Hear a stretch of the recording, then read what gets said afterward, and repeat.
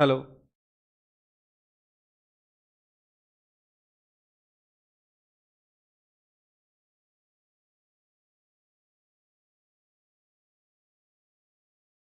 Very good morning, everyone. How are you all? Everyone fine? Chalo. Now, last class we have done only the introduction of Indias. Correct? Any doubt in that? Introduction of Indias, any doubt? No doubt. So it means you have understood for which companies Indias will be applicable, for which company Indias will not be applicable. Correct? Means normally in CA final will deal only with companies. Correct? Means whatever the question will be asked that will be related to companies, and from exam point of view, even though question is silent, you need to apply Ind AS only. Means if they have given some companies without any net worth, then also you need to apply what? Ind AS only. So any question of whatever nature, you need to apply Ind AS. Correct? Yes, sir. Last class we also started Ind AS 37, but we have not yet done any points of Ind AS 37. What is Ind AS 37? Provision, contingent liability and contingent asset. We started this chapter with a definition of what? Contingencies. Contingencies definition is not given under Ind AS 37. The definition was given in AS4. So I said let us first start with CA Inter. What we actually know from CA Inter. Correct? What definition I have given? Contingencies are any condition existing on balance sheet date, the outcome of which is not known, which may be favorable or unfavorable. The outcome is dependent on the happening or non-happening of uncertain future event, which is not within the control of entity. It means last class we have done the only definition part without any explanation. I have not explained it. Correct?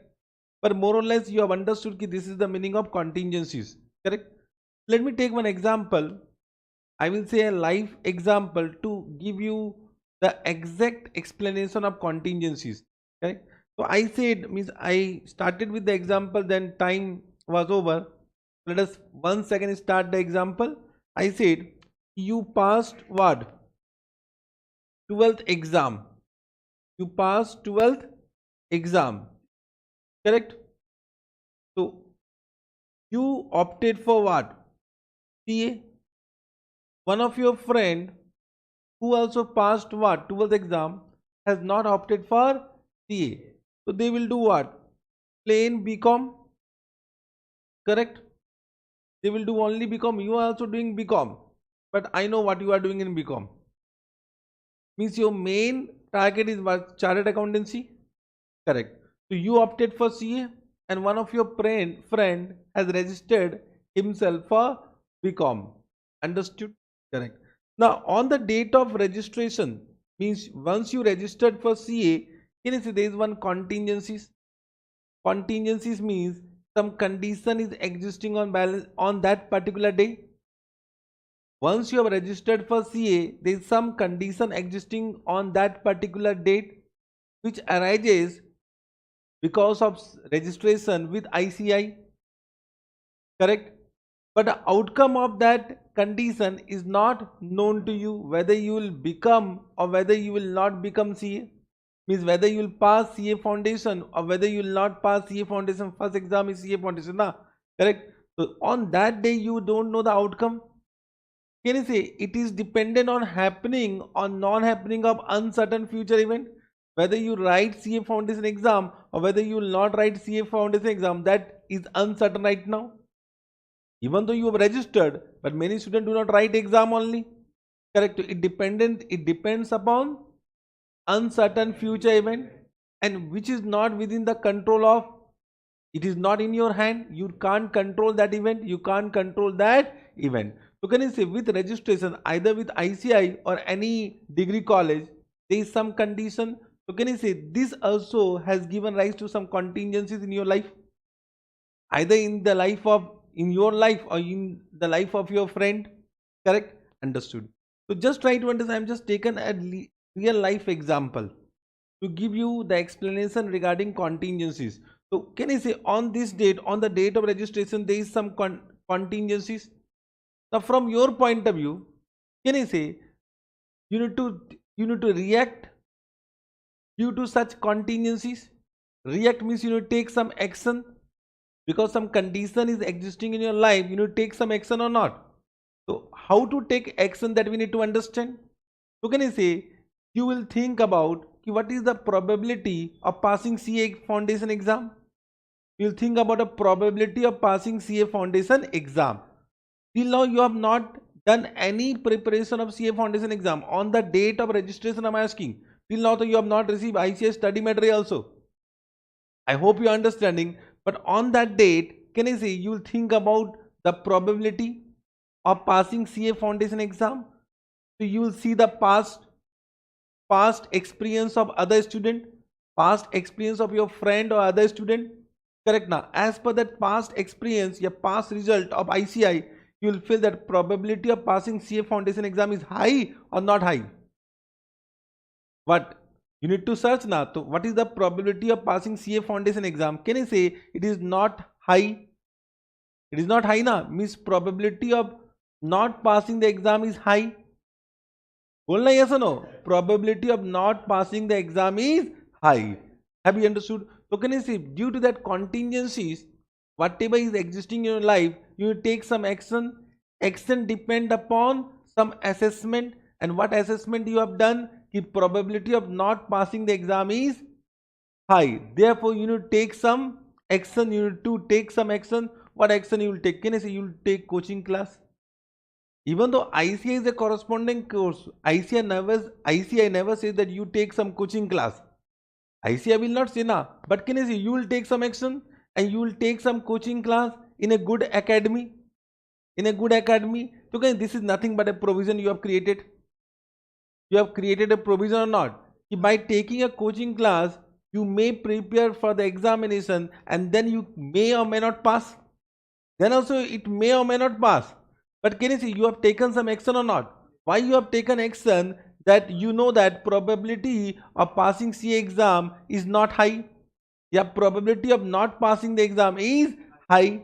I hope you have understood. So can you see this, whatever example I have taken from your life, this is nothing but contingencies existing on that particular date, the outcome of which is not known, which is dependent on uncertain future event, which is not within the control of your, means it is not in your hand. Understood? So can you see in our real life also we create provision? Why you have created provision? Because you know that probability of passing the exam is not high. Have you understood? And you have taken coaching class, but you have created provision. It does not mean you will pass.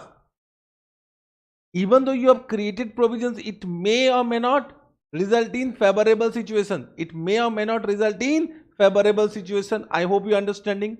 Let us come to the life of your friend. He has registered himself for what? BCom exam. Now he will do also some assessment, because in his life also there is some contingencies. Correct now. So what assessment he will do? What is the probability of passing BCom exam? Can I say very high? I will say all students pass without writing in exam only. They will write and they will come and they will pass. Correct now. The probability of passing BCom exam is very high. Whether they will take any coaching, they will not take any coaching class. If suppose they also think that probability of passing BCom exam is not high, so they will also take coaching.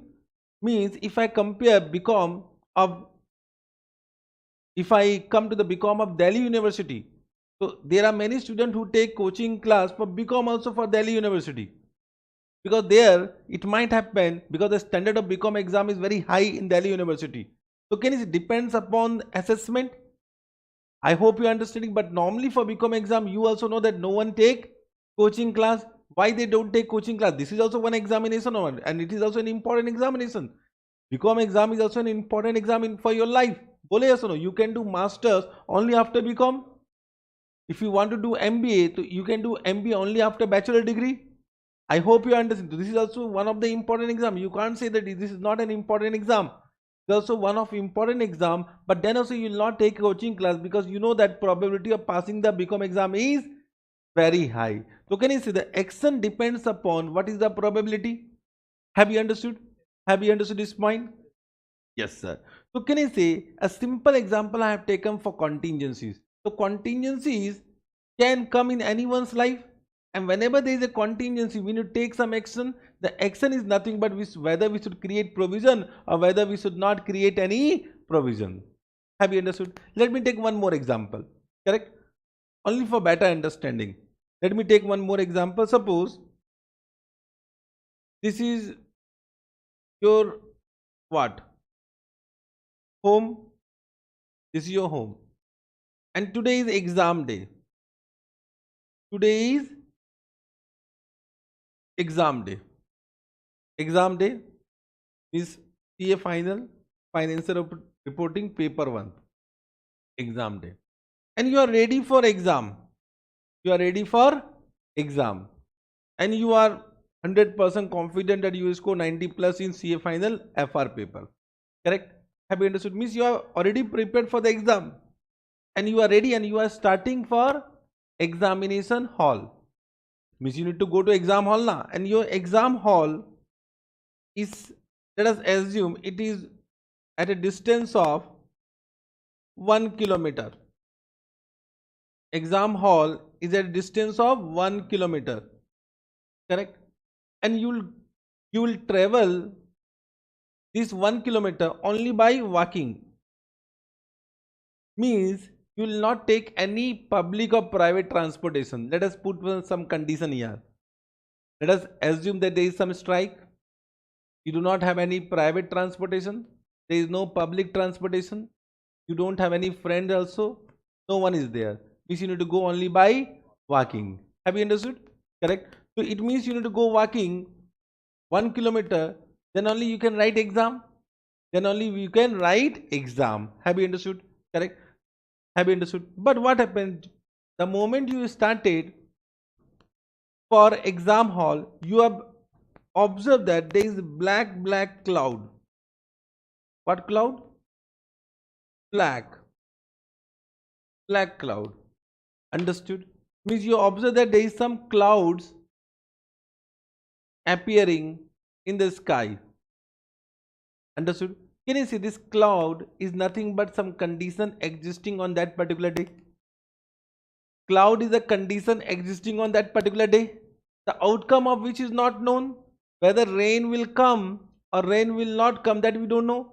That depends upon uncertain future event which is not within your control. 1 second there is a contingencies or not.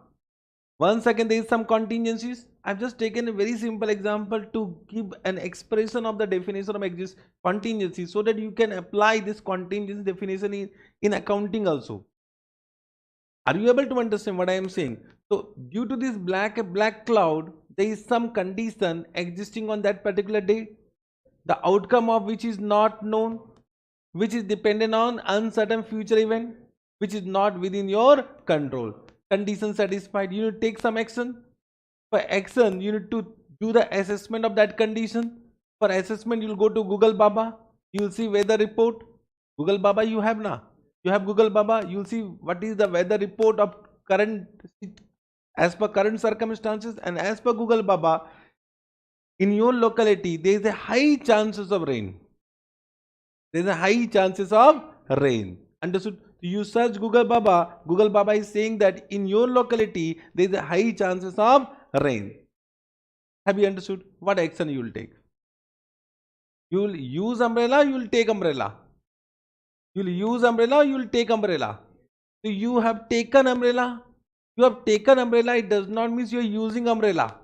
Means you have created one provision, you will take umbrella and you will use it umbrella only once rain will fall. Are you able to understand? Means creating provision does not mean you are using provision. You will use provision only when that event occur. Are you able to understand? So you are taking umbrella, it means you have created provision. Why you have created provision? Because as per current circumstances, the probability of rain is very high. Probability of rain is very high, so you have created provision. Have you understood? Simple thing na. If I change the circumstances in this particular example, Same example I am taking, same situation is there. There is a black cloud, but with black cloud, wind is also flowing. High wind is also flowing. So it might happen the cloud is shifted from one place to another place, quite possible. But right now, there is a black cloud. So once again, you do the assessment of current circumstances. You'll go to what? Google Baba. Now Google Baba is saying due to wind, there is a less chance of rain in your locality. Quite possible. There is a less chance of rain in your locality. Quite possible. But there is a black cloud. Means there is a condition existing on that particular date, but as per Google Baba, there is a less chances of rain in your locality. Can I say it is always better to take umbrella? It is always better to take umbrella. Means it is always better to create provision, but unnecessary will not take umbrella, na? If there is a less chances, to unnecessary will not take umbrella. Are you able to understand what I am saying? But what I am saying, it is always better to take umbrella. But unnecessary will not take umbrella, means unnecessary we should not create provision. So if you are not creating provision, what you will do? If you are not, suppose if you are not creating provision, so you should do something apart from creating provision. So what you will do? You will disclose this information to your parent that we are going without umbrella. If rainfall come and save us, bolo yes or no? This is nothing but you are disclosing the fact. You are disclosing the fact as contingent liability. You are disclosing the fact as contingent liability. Bolo yes or no? If you are not taking umbrella, you will disclose this fact to your parent or not? Papa, I am going to my exam hall without umbrella because there is a very less chances of rain. I am saying it is always better to take umbrella. If you are taking umbrella, goods, nothing to disclose. But if you are not taking umbrella, it is better to disclose the fact to your near friend or relative.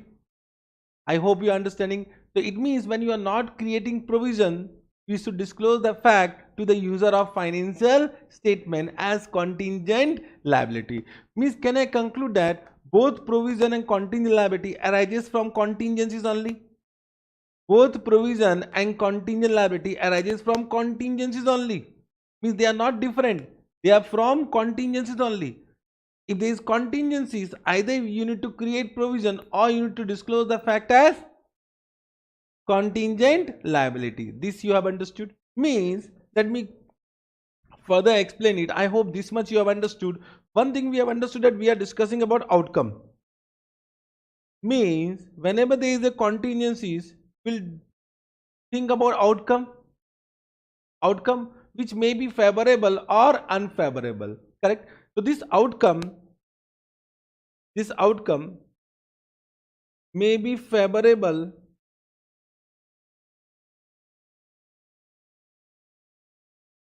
or unfavorable.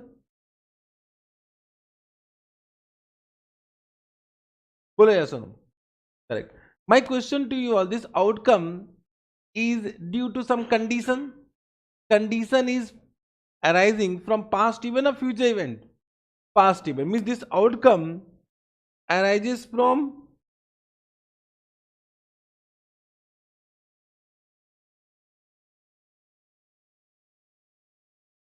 this outcome is due to condition. Due to condition arising from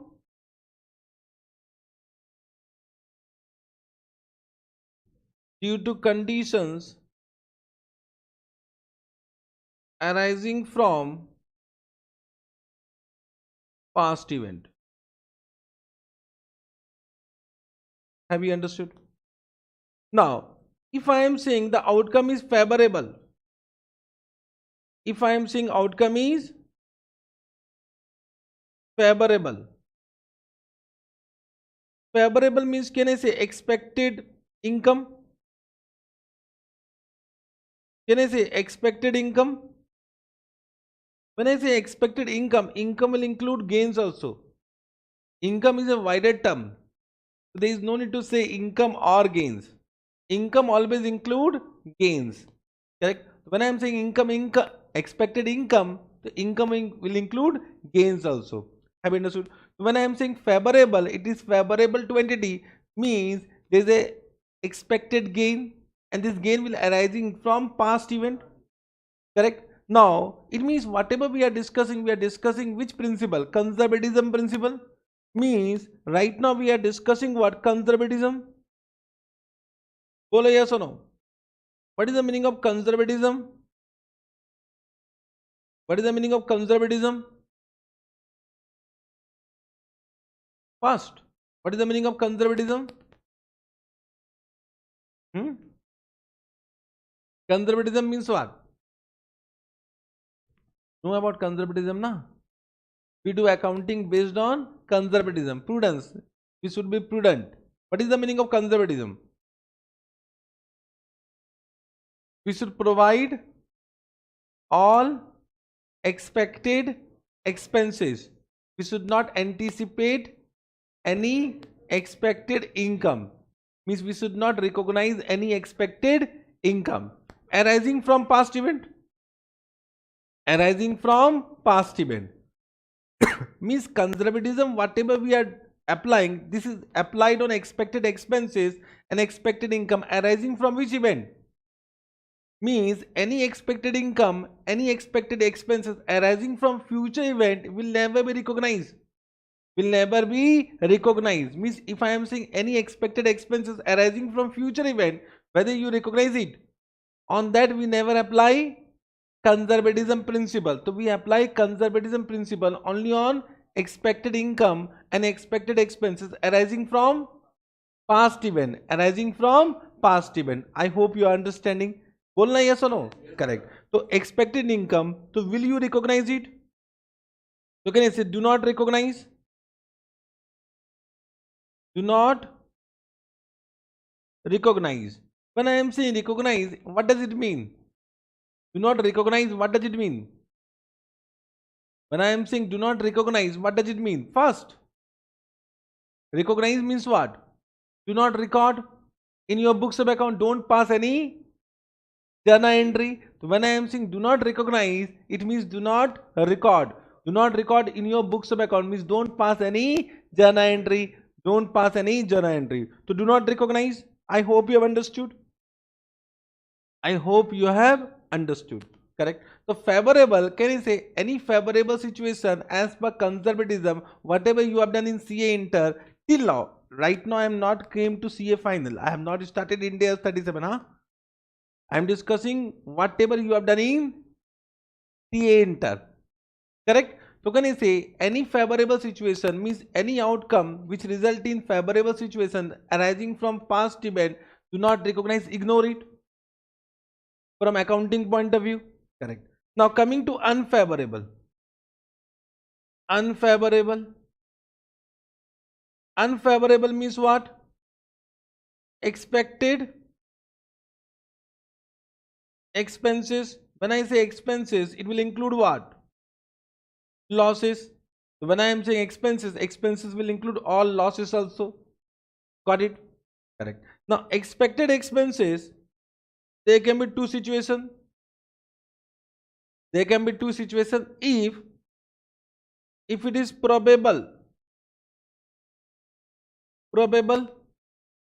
When I am saying if it is probable, probable means chances are more than 50%. Chances are more than 50%. Means when I am saying probable, probable means chances are more than 50%. Correct. If it is probable and what? And amount can be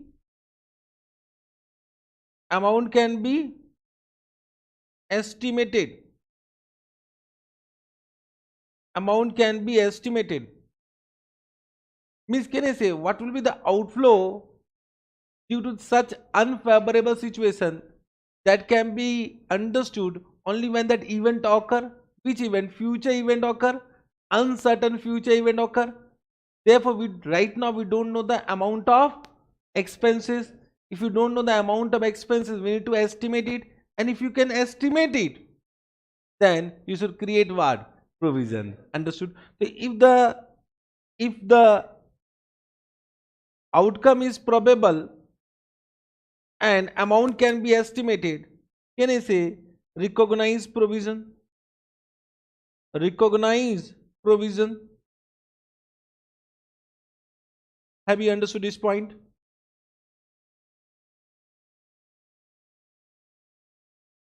a recognized provision, correct? Or if I say in other cases means, when I am saying other cases, it means what? Either outcome is not probable, or amount cannot be estimated, or both conditions not satisfied.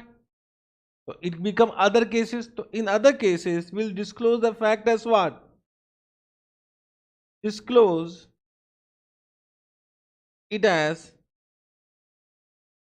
contingent liability. Contingent liability. Got it? Have you understood this point? I think more clear understanding is coming about the definition of contingencies. Correct.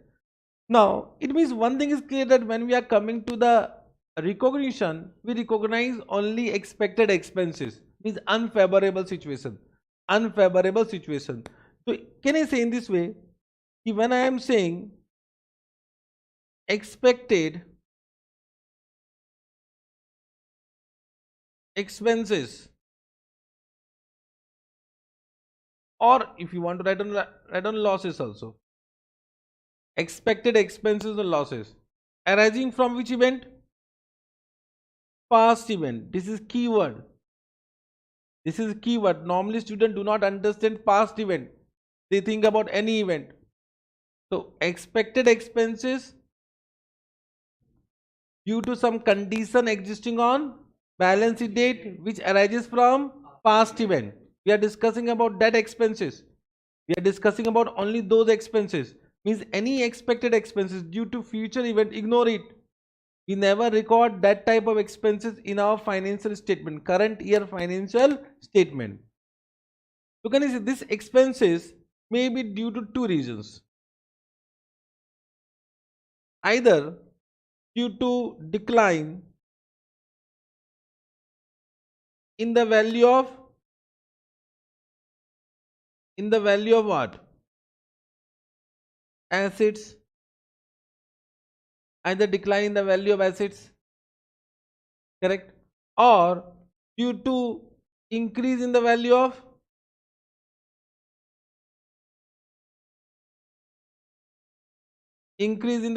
liabilities. Increase in the value of liabilities. Am I right or not? Either it will be due to what? Decrease in the value of asset, or increase in the value of liabilities.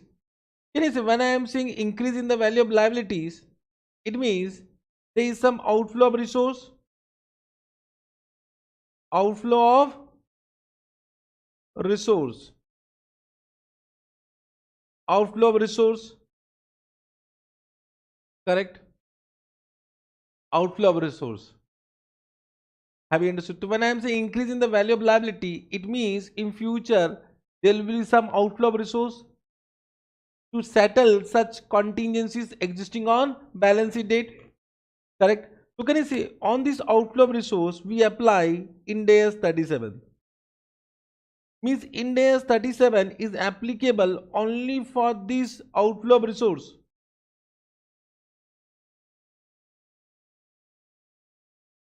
Have you understood? Means either it will be what?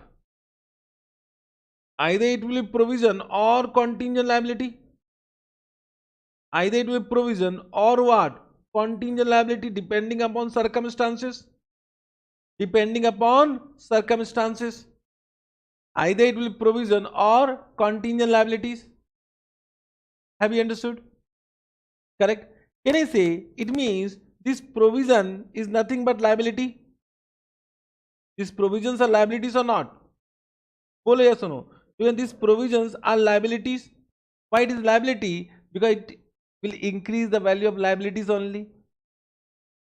It will result in some outflow of resource. So these provisions are liability or not? These provisions are liability. So can you say these provisions are liabilities? So can you say whenever we say provision, provisions are liability or not? Provisions are liability. So can I conclude all provisions are liabilities? All provisions are liabilities? अरे बोलो ना. React. React, either say yes or no. If you are not understanding, sir, no. Bolo. Correct? So can you say all provisions are liabilities? But all liabilities are not provisions. So all provisions are liability, but all liabilities are not provisions. Understood? Detailed discussion will be done. Don't worry. But have you understood this much? Correct. Now coming to what? Decline in the value of asset. When I am saying decline in the value of asset, so decline in the value of asset does not result in any outflow of resource. No outflow of resource. It will not result in any outflow of resource. It will not result in any outflow of resource. So can I say no outflow of resource?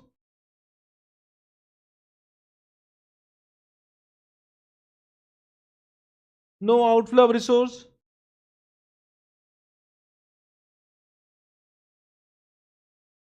If I am saying it will not result in any outflow of resource, it means it is not a liability. It means not treated as liability.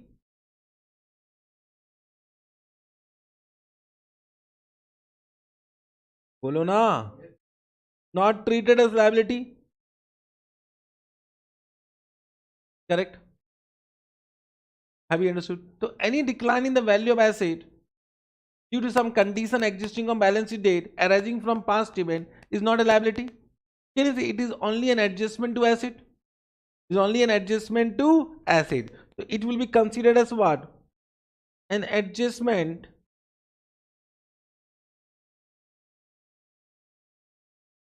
to asset. And such adjustment are known as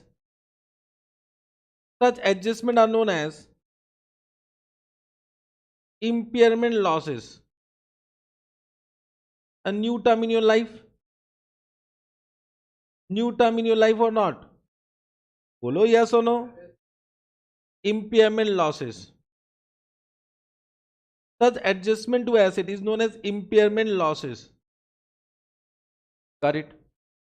Means can I say due to such conditions existing on balance sheet date, any expected losses which arises from decline in the value of asset is known as impairment loss. And we to recognize such impairment loss also. We to recognize such impairment loss also.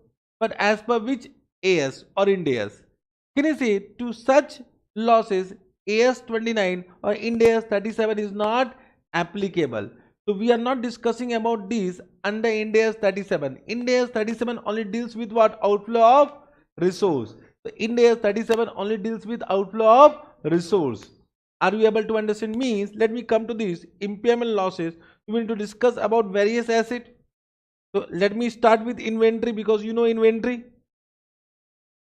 बोलना रे. Inventory, can you see which Ind AS will be applicable? Ind AS 2 coming soon in your life. Means AS2. Ind AS 2 and AS2. Right now I will only mention Ind AS. I will not mention AS. Otherwise confusion will start. However, I can also write on AS because you know AS2. Correct. Now in AS2 you have done cost price or NRB which will lower. Why you have done cost price or NRB which will lower? To decline. Because there may be some decline in the value of inventory. Are bola re? If NRB is lower than cost price, we write down the value of inventory. This is nothing but impairment loss. Nothing but impairment loss means expected loss. Expected loss. Bolo yes or no? This is nothing but expected loss which you are recognizing. Already we have done in our CA inter. Already we have considered this point in CA inter. But can you say that also arises from contingencies only? That also arises from contingencies only. Correct? Understood? Second. If I am saying property, plant and equipment, PP, you know PP? PP means what? Property, plant and equipment. You know about PP because AS10 was also property, plant and equipment. Or you can say IA. IA means what? Intangible asset. Intangible asset. Or you can say IP. IP means what? Investment property. If you don't know, write down full form. Property, plant and equipment, intangible asset, investment property.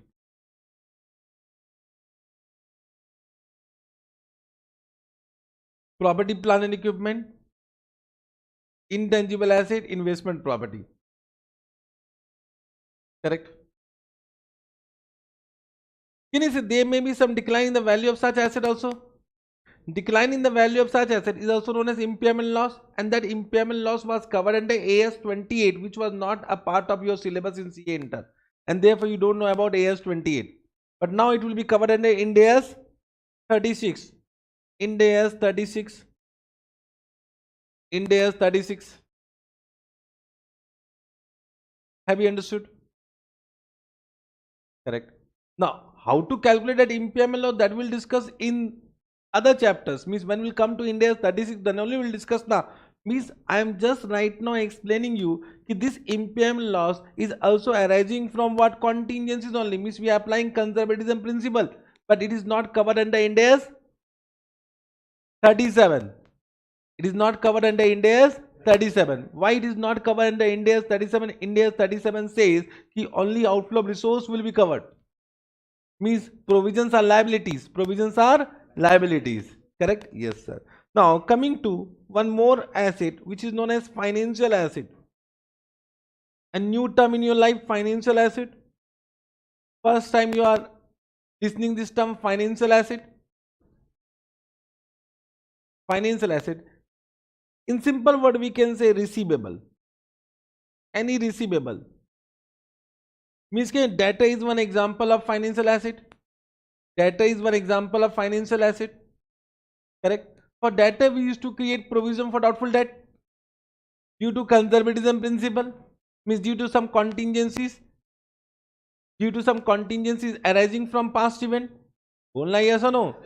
Have you understood this point? So this provision for doubtful debt, whatever you have created for receivable, whether it is a liability, whether it is a liability, it is not a liability, means it is not a provision also. It is not a provision now. I hope you are understanding. The provision for doubtful debt is not a provision only. So can you see, it is not a correct term. Provision for doubtful debt is not a correct terminology. We should call it what? Impairment loss. The correct term is what? Impairment loss. So from now onward, we'll never say provision for doubtful debt. Up to CA Inter chalta hai. But now onward, we'll never call it provision for doubtful debt, because it is not a provision only. When I say provision, provision means what? Ind AS 37, and Ind AS 37 says provisions are liability. However, AS 29 also says provisions are liability only. But leave whatever you have done in CA Inter, leave it. You passed, now leave it. Now let us come to CA final. So can you say now we'll never call it provision for doubtful debt? We'll call it, a better word is what? Allowance for bad and doubtful debt. We should create some allowance for bad and doubtful debt, but will not call it what? Provision. Understood? Have you understood? So for financial asset, this impairment loss will be covered under Ind AS 109. Ind AS 109. Correct? Have you understood? This much? Only for your understanding I am writing. Provision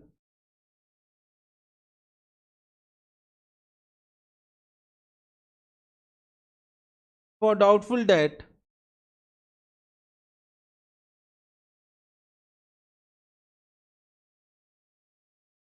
is not a correct term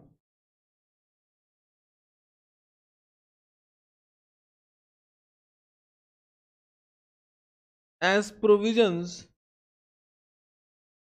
are covered under what? Ind AS 37. Only for your understanding. This much you understood? There are some other asset also, but for other asset we'll discuss in our later classes. I think this much you have understood. There may be some other asset, biological asset. There are many other assets also, but right now I don't want to discuss about that particular assets. This much you understood? So what I have done right now, I have just given a correct picture of provision and contingent liability in your life. This much you should do where in CA Inter. but in CA Inter this much detailed discussion was not done. But it was required from examination point of view, from syllabus point of view, but then also you passed because it was not required from examination point of view. Understood?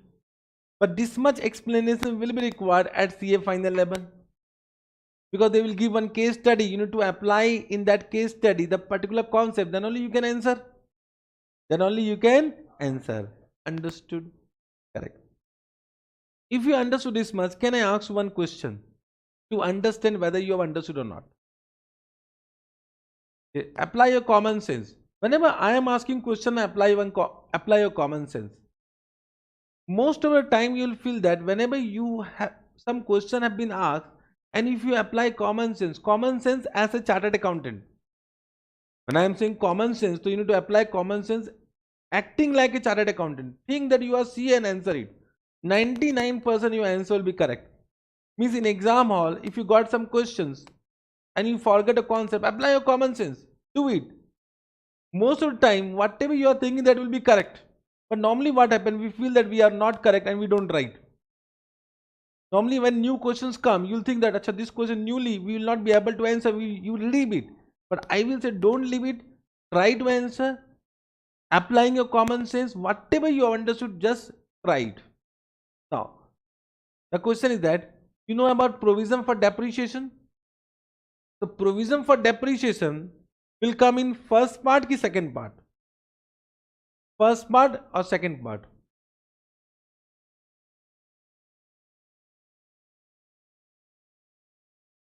Provision for depreciation will come in first part, second part? Fast. You need to answer. Correct? First part, second part. How many are saying first part? How many are saying second part? Now first part. Majority is there. You change the answer. Huh? First part, second part. Everyone saying first part? Correct. Everyone is saying first part. Everyone. But everyone is not correct. Everyone is wrong. First thing, depreciation. Whether depreciation is due to conservatism? Depreciation is due to conservatism? Arey bolo yes or no? Please react. React fast. We are discussing about conservatism right now. I have written also that this is due to what? I have said now, whatever we are discussing, this we are discussing due to which principle? Conservatism. Whether depreciation is expected expenses arising from past event? Huh? Depreciation is for current year only. It is actual expense. Arey bolna re. Depreciation is not due to conservatism. Depreciation is due to matching concept. This is CA foundation concept which you have not done. You have done but not done in detailed way. Anytime come to my CA foundation class, you will find what is the difference. Therefore, no one learns CA foundation from me, because I teach everything, na? Correct?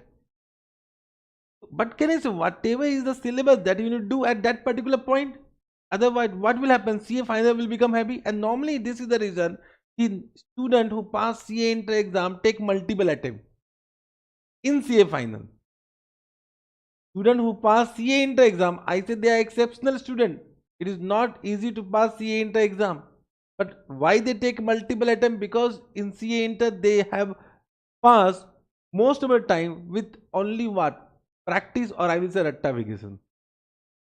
But now if you do rectification, it will not work. Correct. So can I say depreciation is not due to conservatism? Achha, what is the meaning of depreciation? What is the meaning of depreciation? This to you know from CA, I will say from class 11 you are calculating depreciation. What is the meaning of depreciation?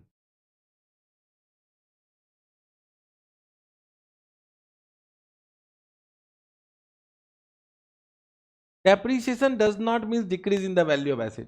Even though the value of asset increases, we need to depreciate it. Even though the value of asset increases. For example, you purchase machinery. Machinery the value may increase. The value of asset may increase or not. But then also depreciation is required. Bolo yes or no? So depreciation does not mean decrease in the value. It means this is not decline in the value of asset.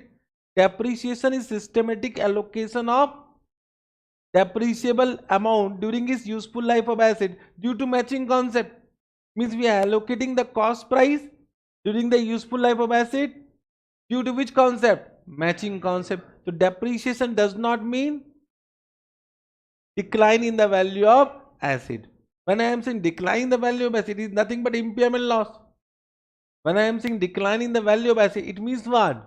Impairment loss. Right now one new term I have given. Decline in the value of asset means what? Impairment losses. So depreciation is not decrease in the value of asset. So can you say provision for depreciation is maha incorrect term? Provision for doubtful debt chalta hai because it is nothing but from conservatism. But I say it is also not a correct term. Now at CA final level you will never use provision for doubtful debt. Lekin provision for depreciation? Provision, how it become provision? I hope you are understanding my intention.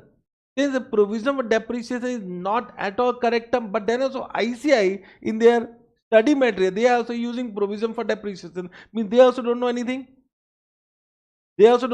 Means in CA foundation level and CA inter level, should we use provision for depreciation? No.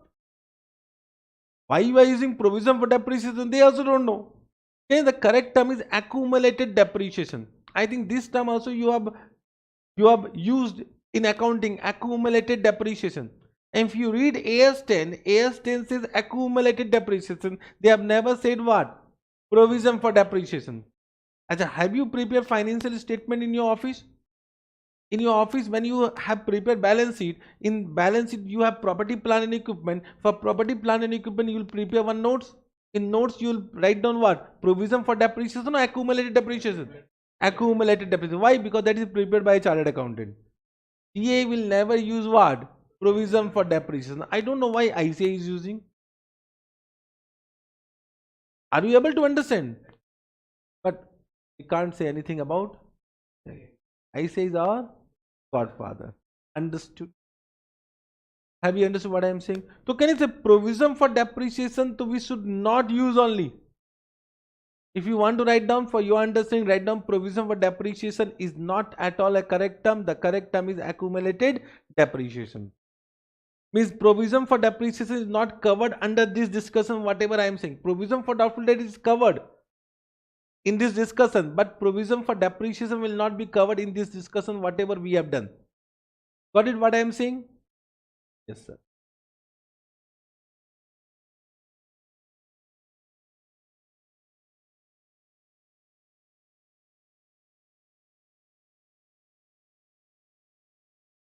If you have understood this much, then now we can come to Ind AS 37. Can we come to Ind AS 37? Let us come to Ind AS 37. Now it will become very easy for you to understand each and every part. Means if you know CA inter, CA final is very easy. But normally we don't know CA inter only. We don't know CA inter. We passed, but we don't know what we have done in CA inter. If you know AS 29 in such a detailed way, can you see it become very easy to explain what? Ind AS 37? Are you able to understand what I am saying? So CA final become complicated because of CA inter, and CA inter become complicated because of CA foundation, and CA foundation become complicated because of 11 12. 11 12 we have done entire rectification. I have asked one question, what is real account? Have you done the research? Real account? So anyone who have got the definition of real account, can you answer?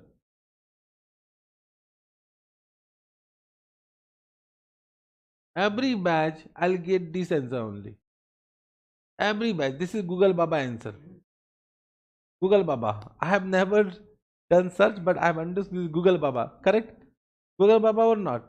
Same definition. Every time in every batch I'll get this only. I don't know from where this definition come. You are saying any account which has closing balance is real account.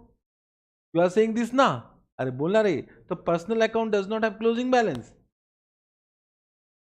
Personal account does not have closing balance. So yes or no? Personal account will have also closing balance. Yes, nominal account, expense and income does not have closing balance. But personal account has closing balance. Real account has closing balance. So why for real account? They said any account which has balance at year end become real account. So what is personal account? Huh? Real asset means all asset or liabilities are real account. Huh? What is real account? Real account means, I am answering because I know you will not find it anywhere because you don't refer ICA book. In CA Foundation, we have never touched our ICA study material. If you want to get correct definition of real account, just see what ICA study material. Real account means all asset of business except debt. That means receivable. Except receivable, because receivable of what? Personal account. Any debtor is what? Personal account. So all asset except receivable are what? Real account. Liabilities are not real account. Liabilities will be always what? Personal account. All liabilities are what? Personal account. So real account means all asset except debt. That means receivable. So all types of receivable will be what? Personal account. Apart from that, all asset of whatever nature will be always what? A real account. This is the correct definition. Understood? If suppose you're junior, after becoming CA, you become CA and they ask you what is real account, and if you are not able to explain, so it does not looks good na. So what I want to say, I don't want to say that you should become expert in every subject. It is not possible also. But can you say whatever you are learning, you should learn in a correct way. Real account was the basis, it was base of what? Accounting. Base of accounting. If you don't know the base of accounting, how can you write accounting exam? Correct? Yes, sir. Chalo, forget it. This in my class, I will correct you from each and every aspect. Don't worry. I know what you know, I know what you don't know. Now coming to provisions. We are now starting India's 37th provisions. What is the meaning of provisions? Provisions are what? Now we have understood provisions are liabilities. Because provisions are liabilities. No doubt about it. So all provisions are liabilities, but all liabilities are not provisions. Now we need to understand what is the meaning of liability. If I am saying provisions are liability, will you give me? No. You need to ask me what is the meaning of liabilities. Means till we understand the meaning of liability, we can't understand the meaning of provisions. The provisions are liability, but liability of what? Uncertain amount or timing. Either the timing of payment is not known or amount of payment is not known. Either a timing of payment is not known or amount of payment is not known, or both are not known, of uncertain timing or amount. Simple definition. Provisions are liability of uncertain timing or amount. So when you were saying certain in the last class, I think many of you said provisions are certain and contingent liabilities are uncertain. Okay, that was 100% not correct. Bolna yes or no? The provisions are uncertain only. Either it is uncertain amount or uncertain timing. Correct? Or both. Amount.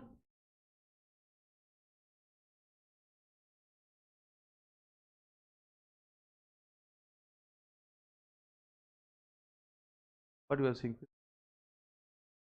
No, amount can be estimated. It does not mean it is certain, na. I am saying it can be estimated. Whether it becomes certain. You have created a provision by taking umbrella whether rain will fall. Rain may not fall. Even though you are taking umbrella, because there is a high chance of rain, whether rain will fall. If rain is not falling, you will not use umbrella. As per current circumstances, there is a high probability of rain. It does not mean rain will fall, na? Are bolna re? As per current circumstances, you don't know the amount. Uncertain, but you can estimate it. How to estimate, that is another discussion. How to estimate, that is another discussion. So when we can estimate, it does not mean it is certain. Means when you created provision, it does not mean the loss will happen. Loss may not happen. Loss may not happen, but right now there is a high chances of loss. But it does not mean it will always happen. Are you getting what I am saying? Have you understood? So it is uncertain timing or amount which we can estimate. If you cannot estimate, you cannot recognize provision. Simple. So it means, can you say provisions are liabilities of uncertain amount of timing which require measurement by substantial degree of estimation. Means the uncertain amount of timing can be estimated by substantial degree of estimation. How to estimate, that is a separate point. Means how to measure such amount of timing, that is a separate point, but it can be estimated. When I am saying it can be estimated, it does not mean it is certain. When I am saying it can be estimated, it does not mean it is certain. Understood? Correct. Now what is the meaning of liabilities? What is the meaning of liabilities? So liabilities are what? Present obligation arising from past event. So it is a present obligation arising from past event. Which obligation? Which obligation? Present obligation. Which obligation? So liabilities are arising from means, can I say all obligation on balance sheet date are not liability? All obligation on balance sheet date are not liability. Only present obligation on balance sheet date is a liability. So what is present obligation? That we need to understand. So obligation and present obligation are two different terms. So when I am saying liabilities are present obligation arising from past event. So what is the meaning of present obligation? Present obligation means what? It is probable. Means the obligation is probable on balance sheet date. Means chances are more than 50%. So when I am saying present obligation means what? Chances are more than 50%. So can I say when I am saying chances are more than 50%, it will also include 100%. When I am saying chances are more than 50%, it means it will include 100% also. When chances are 100%, that is also present obligation. When I am saying liability may be certain or uncertain. When I am saying certain, it is not a provision. When I am saying uncertain, it become what? Provision. Are you able to understand what I am saying? Are bolna re? So liabilities are present obligation arising from past event. What is the meaning of present obligation? Present obligation means any past event is deemed to give rise to present obligation if it is what? Probable. If it is probable. Probable means what? It is more likely than not. More likely than not means what? Chances of occurrence is more than chances of non-occurrence. Means chances of occurrence of loss is more than chances of non-occurrence of loss. Chances of occurrence is more than chances of non-occurrence. Correct? If chances of occurrence are more than chances of non-occurrence, it is probable. Have you understood?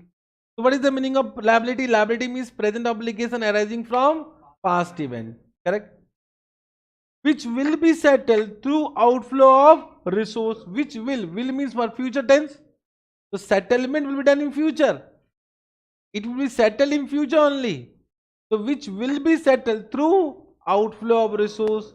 Outflow of resource. When I am saying resource means asset. Asset will include cash. Asset will include what? Cash also. So which will be settled through outflow of resource. Which will be settled through outflow of resource. Have you understood this point? Have you understood this point? Are you able to understand what I am saying? Correct. So what is the meaning of liability? Right now I am asking you the definition of liability, not provision. Liabilities are present obligation arising from past event which will be settled through outflow of resource. Let me take some example. Correct. When I am saying simple example, debentures. Debentures are liability or it is not a liability? So we know debentures are liability. So you have not applied definition right now. You are saying liability because till now you have done debentures the liability only. But now apply definition first. Yes, it is a liability, but apply definition. Okay, debenture is a present obligation arising from past event. Once you have issued debenture, there is a condition that it will be repaid after 5 year, 10 year, 15 year. Correct. So of course there is a present obligation arising from past event which will be settled through outflow of resource. Therefore debentures are liability, no doubt. But when I say redeemable preference share capital, redeemable preference share capital is capital or liability? Redeemable preference share capital is a capital or liability? When I am saying capital, capital means equity. So there is a difference between equity and liability. Equity will go top, liability will come after equity in balance sheet. So there should be clear distinction between equity and liability. So my question to you, redeemable preference share capital is a liability or capital? Liability or capital? Everyone saying liability because you have applied what? Definition. But in CA inter what you have done? CA inter redeemable preference share capital you have done liability. Where you have shown in the balance sheet? In CA capital only na? Arre? In CA inter you have shown redeemable preference share capital in CA capital or liability? Arre nalayak. When I am saying balance sheet, this is balance sheet. So here we write down asset. Here what we write? No, it is equity and liability. What is accounting equation? Accounting equation is what? Liability is equal to asset or equity plus liability is equal to asset. So these are not liabilities. These are what? Equity and liability. Bachpan mein you have done accounting equation na? So why you are saying this is liability? Because bachpan mein you have written liabilities only. That was not correct. Whatever you have done in bachpan, that is or rectification. Your teacher said liability. You are saying liability because of that reason. That is rectification na? Arre bolna re. Just try to understand what I am saying. What is accounting equation? Equity plus liability is equal to asset. Means in this side you write down equity and liability. My question to you are redeemable preference share capital will come in equity or liability?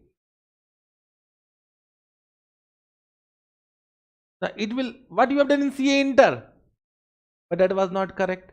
Means whatever you have done in CA inter, now it is going to change in CA final. It does not means what you have done in CA inter that is wrong. CA inter you have done as per AS and as per division 1 of schedule 3 of Companies Act. I said in my first class that entire accounting is going to change. Understood? Have you understood? So if you apply definition apply redeemable preference share capital. Can you see it is a present obligation arising from past event which will be settled through outflow of resource and therefore it become what? Liability. When I say irredeemable preference share capital, irredeemable preference share capital, suppose there is a preference share capital which is not redeemable. Quite possible, bolo yes or no? There can be some irredeemable preference share capital. Batao, liability or it is capital? It is equity because can you say it will not be settled through outflow of resource. It will not be settled through outflow of resource. It is as simple as equity share capital. It is as simple as equity share capital. Correct. When I say compulsory convertible debenture, compulsory convertible debenture means debentures will be compulsory converted into equity shares. My question to you all, compulsory convertible debenture is a liability or it is not a liability? Not a liability. Now you started applying definition. Understood? It is not a liability because there is no outflow of resource. There is no outflow of resource. Understood? Liability you understood? Liability. Have a detailed discussion once again about this redeemable, irredeemable preference share capital, compulsory debenture will do in a separate chapter. But to this extent, have you understood? To this extent, have you understood? Because in this chapter, we are not discussing about liability. We are discussing about provisions. So our main concentration will be on provisions. So provisions are liability of uncertain amount of liability. Means whenever liability require estimation, it become what? Whenever liability require estimation, it become what? Provision. Whenever liability require estimation, it become provision. Whenever liability does not require any estimation, it is not a provision. It is only liability. Means simple, all provisions are liability, but all liabilities are not provision. Have you understood the definition part? Correct? Have you understood definition? You can see how much time I am giving to definition. This is 2 minutes in CA inter, more than 1 hour in CA final. More than 1 hour. I have given more than 1 hour. Huh? From last class I am discussing this already. So this much detailed discussion we are going to do. Correct? This is the first chapter. Only we have started. So I am going to kill you. If you will not concentrate in class, if you feel sleepy in class, then I am not wrong in that part. Come with fresh mind. Come with what? By drinking tea and coffee. If you are feeling hungry, you can eat in class also. But don't sleep in class. Because a lot of concept will be taken in the class. But if you can understand each and everything in class, so it will help you for revision. It will help you for revision. Correct? Yes. Now, one thing we have understood, whatever discussion we have done, key obligation, present obligation should exist on balance sheet date, which arises from past event. But case all obligation will not exist on balance sheet date.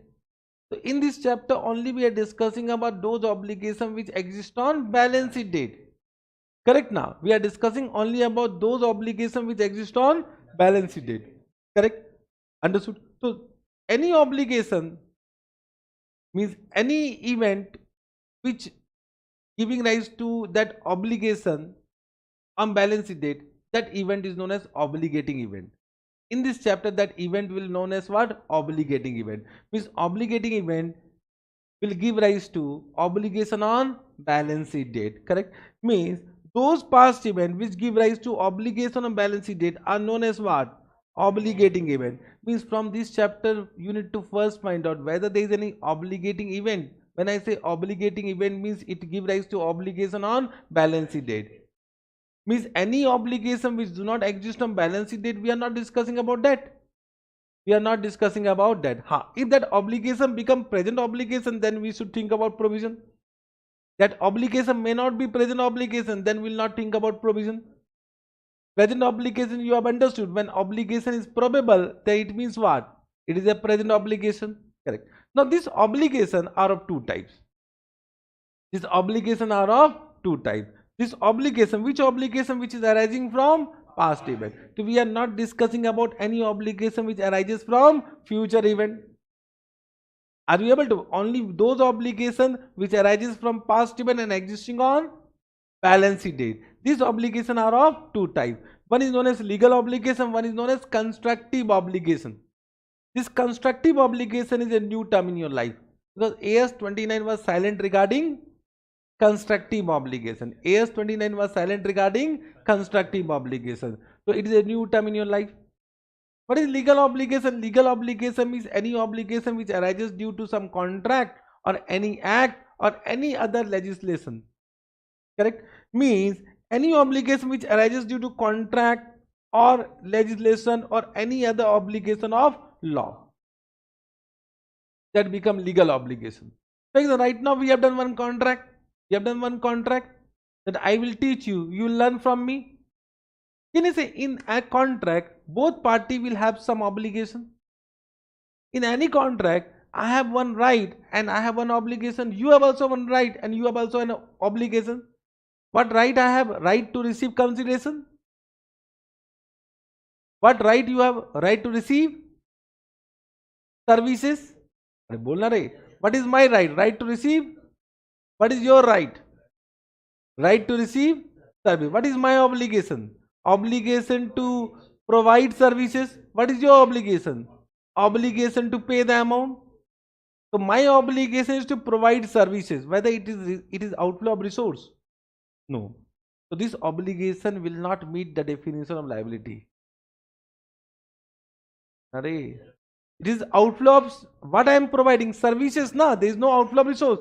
But in your case, there is an outflow of resource. So if you have not paid, you need to create a liability or not. Correct? Have you understood what I am saying?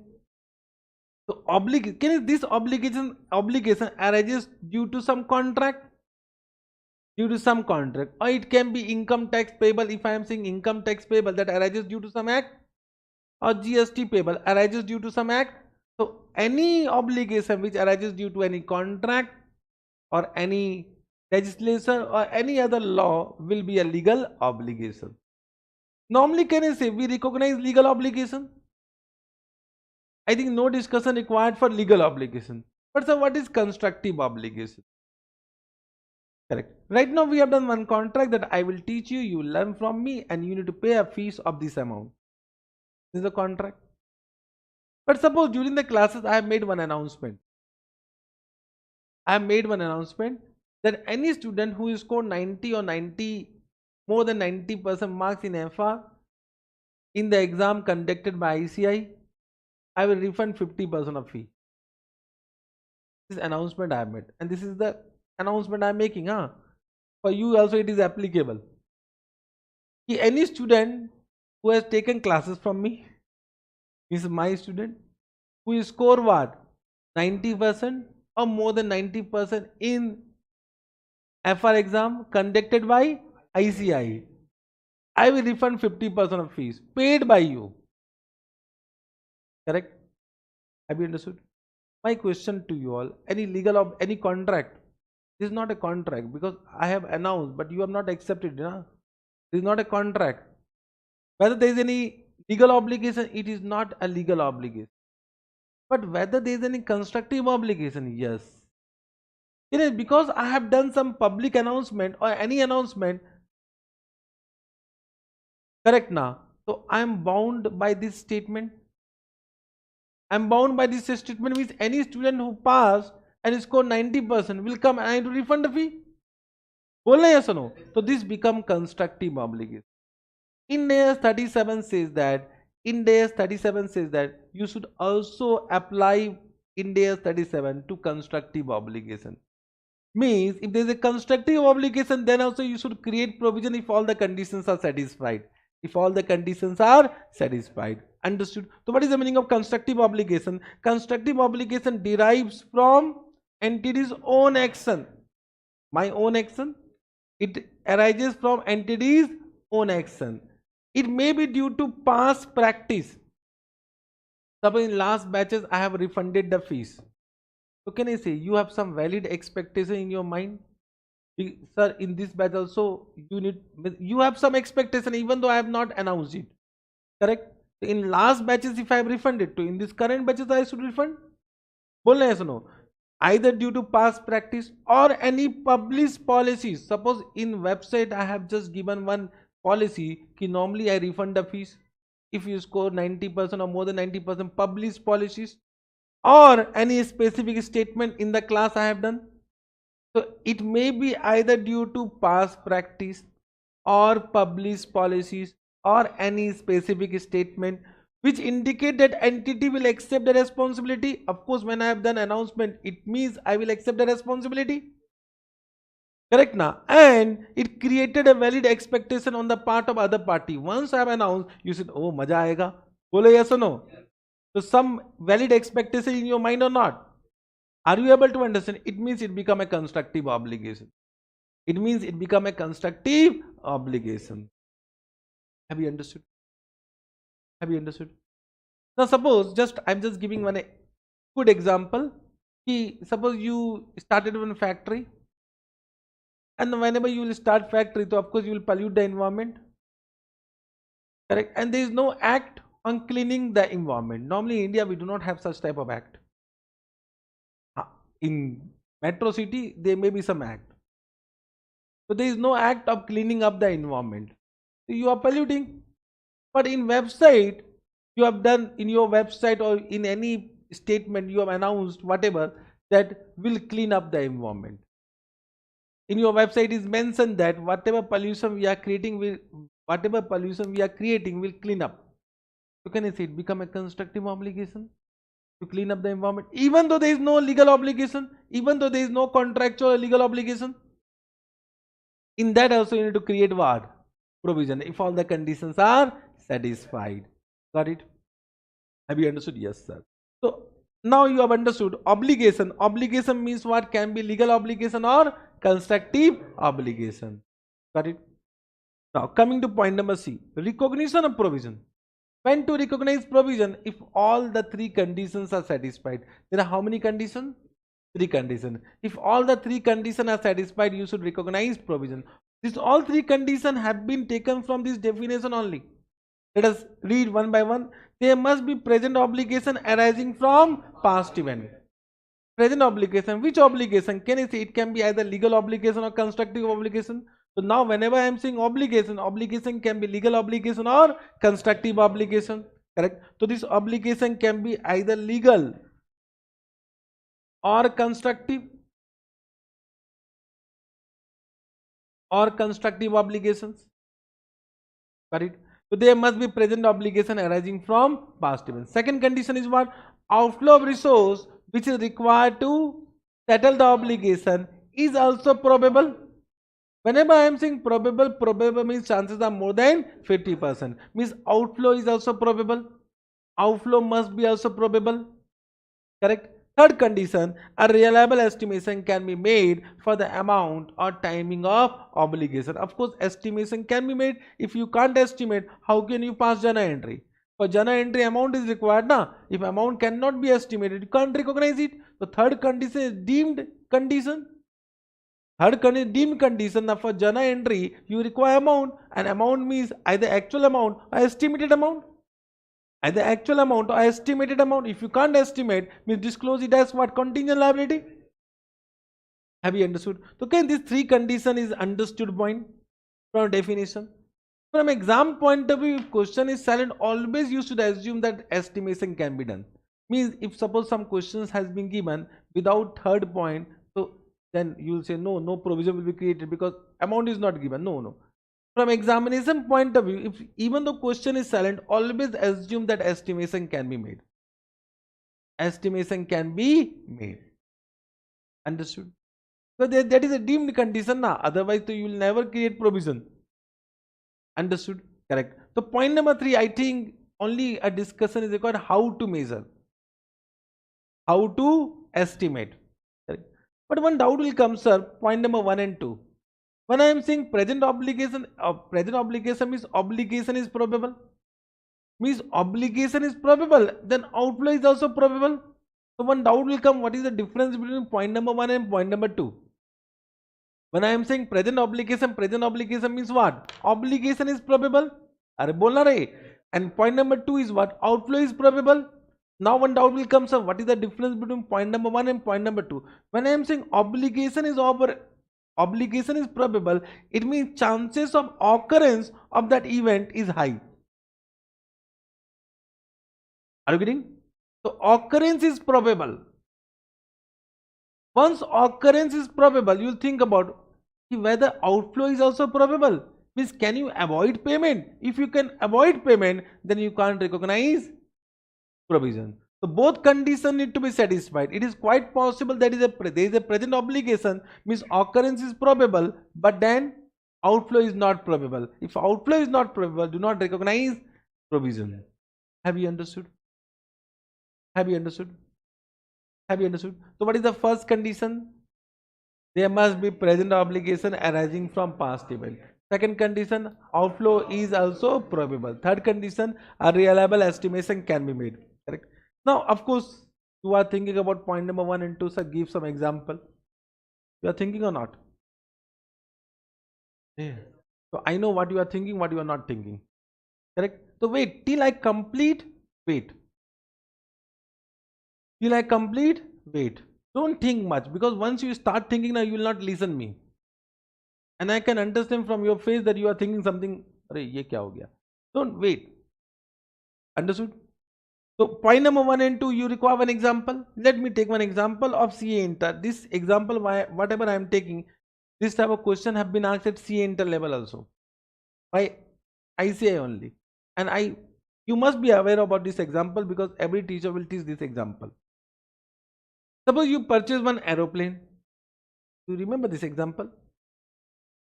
Aeroplane. for commercial purpose. In suppose Air India purchase aeroplane for commercial purpose, not for your personal. Correct. Now, as per National Aviation Act, whatever aeroplane you are using for public transportation require rehauling expenditure after every 2 to 3 years. Means let us assume 3 years. After 3 years, it require rehauling. Rehauling means you can say major inspection. Means it need to be inspected. It need to be inspected after every 3 years. Major inspection. When I am saying major inspections, it means each parts of aeroplane need to be inspected, and it will not be small amount. If you inspect each part of aeroplane, it will be a heavy cost, heavy expenditure will be incurred. Let us assume that you know after 3 years, because you are in this industry, you know how much inspection cost will arise. So right now you have purchased, means right now it is 1/4/2022. After 3 years, an expenditure of 5 crore will be incurred for major inspection. This amount can be estimated. Amount can be estimated. Understand what I am saying? It is a legal obligation. Legal obligation. Should we create provision? Should we create provision? Yes or no? Should we create provision means on the balance sheet date of first year, 31st March 2023. Because provision is normally created at year end. Are you getting what I am saying?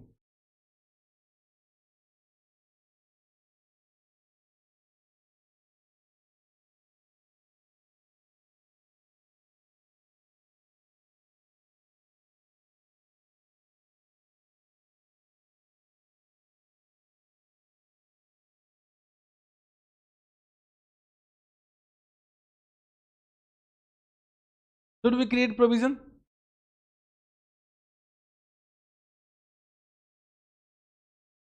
No.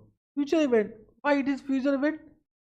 There is a present obligation arising from the purchase only. Once you purchase, there is a legal obligation of rehauling expenditure in future. Outflow of resource will happen always in future only. What is the meaning of liability? There is a present obligation arising from past event which will be settled in future through outflow of resource. Of course, it is arising from past event. Past event means once you purchase, it become an event or not. You purchase one aeroplane from commercial purpose. Now due to legal act, you require some rehauling expenditure. For that expenditure, outflow will happen in future only. It is not based on future event. Bolo yes or no? So whether now should you create provision? Everyone saying yes sir or no sir? Yes sir. It means in term you have not done this example. Then what is certain here? Huh? Who said certain? Huh?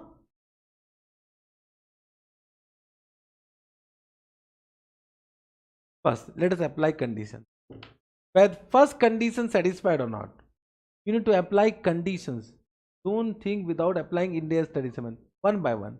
Whether there is a present obligation arising from past event, yes, correct. First condition satisfied. Whether outflow is probable. Can you say we can avoid payment by selling this aeroplane? Follow yes or no? We can avoid payment by selling this aeroplane or we will not use it.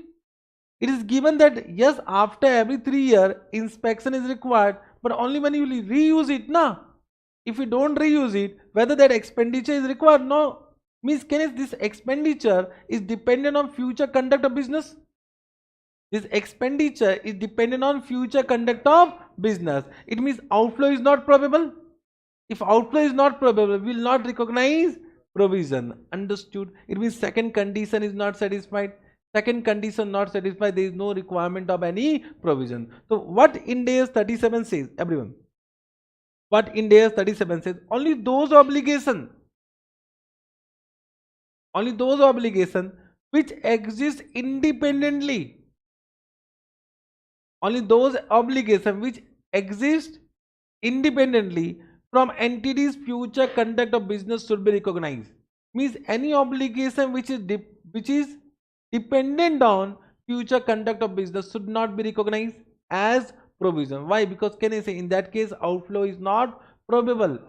Outflow is not probable. So what they have said, in other words, obligations which are dependent on future conduct of business should not be recognized as provision because outflow of resources is not probable. However, it can be disclosed as contingent liability. It can be if all the conditions of contingent liability are satisfied. So it may be disclosed as contingent liability. Have you understood? Let me take one more example for better clarification. This example you have understood?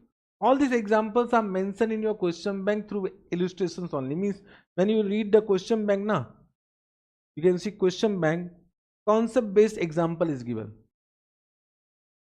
So these examples I have taken from these examples only. These all examples are given in ICAI study material. Understood? So once you have done classes, if you read this example, everything will come in your mind. But all examples I will not take in class. There are some examples you need to read by your own. Because I can't take all examples now. Can I take all examples? No. Understood? Have you understood? But let me take one more example. Suppose you are doing some accounting work, accounting and tax work. Means you are a chartered accountant and you are doing accounting and tax work. So you have many employees. You have many employees who do accounting and tax work. Correct. Now what happened? There is some amendment in Act. There is some amendment in Act. Suppose GST was introduced. Before GST there was some other act, VAT and service tax, that was deleted, a new act introduced. When GST was introduced, because this employee required training about this. So one new act introduced. Now because of that new act, some training is required or not. Without training, now they cannot do tax work. So there is a past event, announcement, yeah, enactment of act. Because of that enactment, training is required, and if you train, some expenditure will happen in future. Some expenditure will happen in future. So there is a present obligation arising from past event or not. First condition is satisfied. Bolo yes or no? There is a present obligation arising from past event. My question to you all: will you create provision?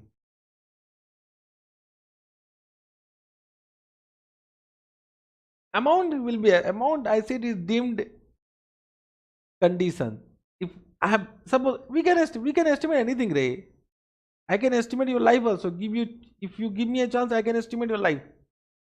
Correct now. The estimation, if question is silent, always assume that it can be estimated. Are you able to understand? Let me give amount of training will be suppose 5 lakhs. Understood? Should we create provision?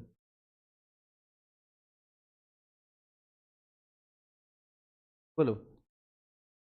Whether second condition is satisfied. Can I say this also depend upon future conduct of business? We may hire new employee. Bole yes or no? We may hire new employee or not.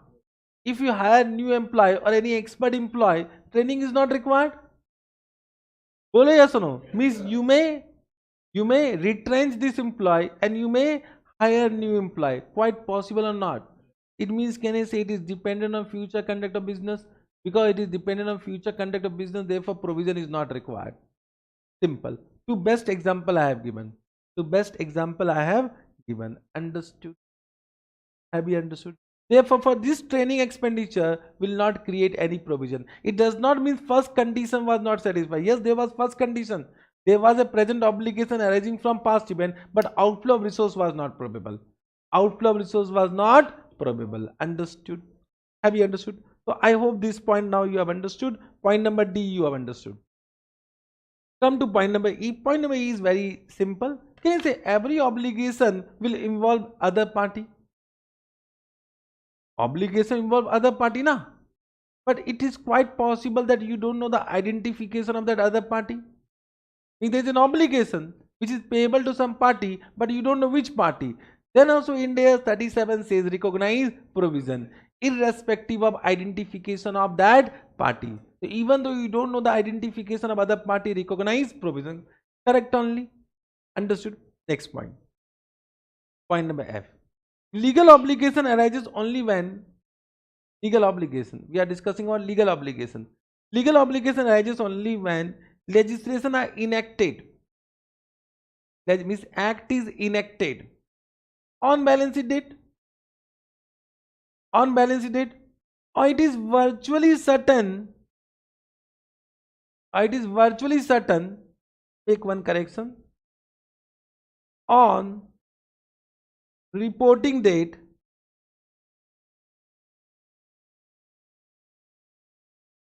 take one correction. Legal obligation arises when act is enacted, or it is virtually certain on reporting date that it will be enacted, it will be enacted in short time. It will be enacted in short time. Means after balance date. It will be enacted after balance date, but it is virtually certain on balance date, reporting date. Virtually certain means what? Virtually certain means what? Chances are more than 95%. Chances are more than 95%. Correct? So either it is enacted on balance date, it is virtually certain on balance date that it will be enacted. It will be enacted within a short period of time. Within a short period of time. Correct? Now this short time has not been defined. See how much time? It is a matter of judgment. It is a matter of judgment. Understood? Means what they want to say, let us understand.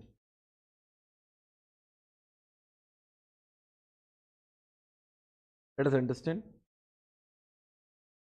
Suppose this is 31st March. Correct? Reporting date.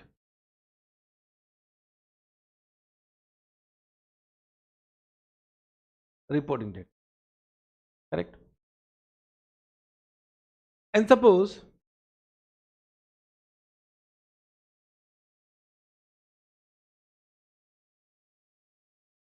act is enacted, already enacted on reporting date. Case 1. Act is already enacted on balance date. Correct? Suppose act of cleaning up the environment. Means you have a factory, you are polluting the environment, and there is already one act which is enacted on or before 31st March for cleaning the environment. So there is a legal obligation. You should create provision or not? You should create provision. It means, can I say act is enacted, so provision is required? Provision is required. If all the other conditions are satisfied, means of course all conditions need to be satisfied. Case number 2.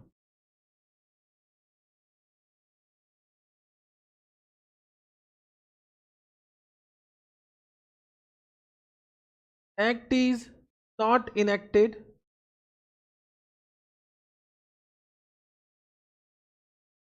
but it is virtually certain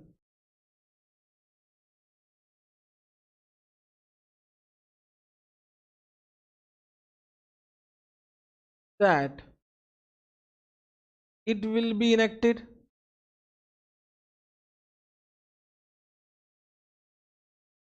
Understood? It is virtually certain that it will be enacted. Can I say in India, if any bill is passed in both the houses you have understood? The bill is passed in both the houses, so it is virtually certain that it will be enacted. Can I say the signing of president is only a formality in India? बोले तो even though that bill is not signed by president, it is not till now notified in the official gazette of India, but if the bill has been passed in both the houses, so it is virtually certain that it will be enacted. Correct? So virtually certain, when it will become virtually certain, that has not been defined under India's 37. It is a matter of judgment. But again, in these circumstances, whatever I have said right now, it is virtually certain that it will be enacted. Understood? Don't worry from exam point of view. In exam, they will mention that it is virtually certain that it will be enacted. If it is virtually certain, what you will do? Can you say 1 second provision is required?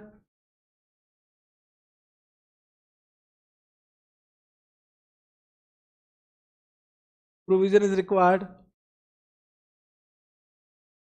Case number 3.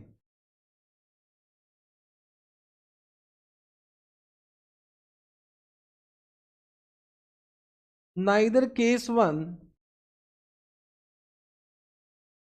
nor case 2. Have you understood? Means neither act is enacted, nor it is virtually certain that it will be enacted. Correct? But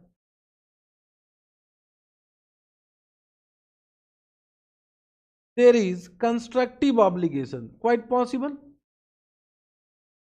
Constructive obligation. There is a constructive obligation, means there is a published policy of cleaning up the environment. So will you create provision? Yes, if all other conditions are satisfied. So case number 3 also, what? Provision is required. This is 100% expected question. This type of question they will ask in exam. Don't think that CA inter type of question they will ask. In CA final they will ask this type of questions. Have you understood? In this case also provision is required. Case number 4. Neither case 1, case 2, case 3. Means case 1 is not existing, case 2 is not existing, case 3 means there is no constructive obligation also. Then provision is not required. Then provision is not required. Correct now? Then provision is not required. Understood? Means there is no obligation only. There is neither legal obligation, there is no constructive obligation. The question of obligation, the question of provision will not arise only. When I am saying there is no case 1, there is no case 2, there is no case 3, so there is no obligation only. The question of this chapter means this chapter is not applicable only. Correct now? Understood? I think this is giving better understanding. This also you have understood. With this we completed the definition of provision. Definition of provision is completed. Any doubt in this? Now if you have any doubt you can ask me. Follow.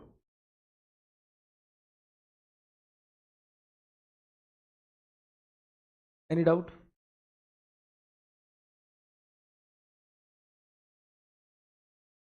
No doubt?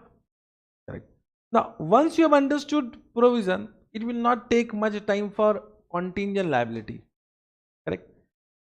Means, now you have understood that we are discussing about obligation. Which obligation? No, no. When I am saying obligation, which is arising from past event. Correct now? Arising from past event. Have you understood? Correct. This obligation can be legal or constructive, that also you have understood. So it can be either legal or constructive.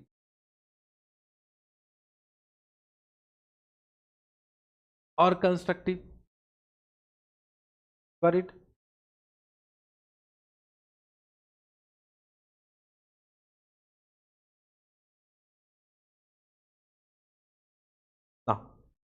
Now we have understood this obligation can be present obligation.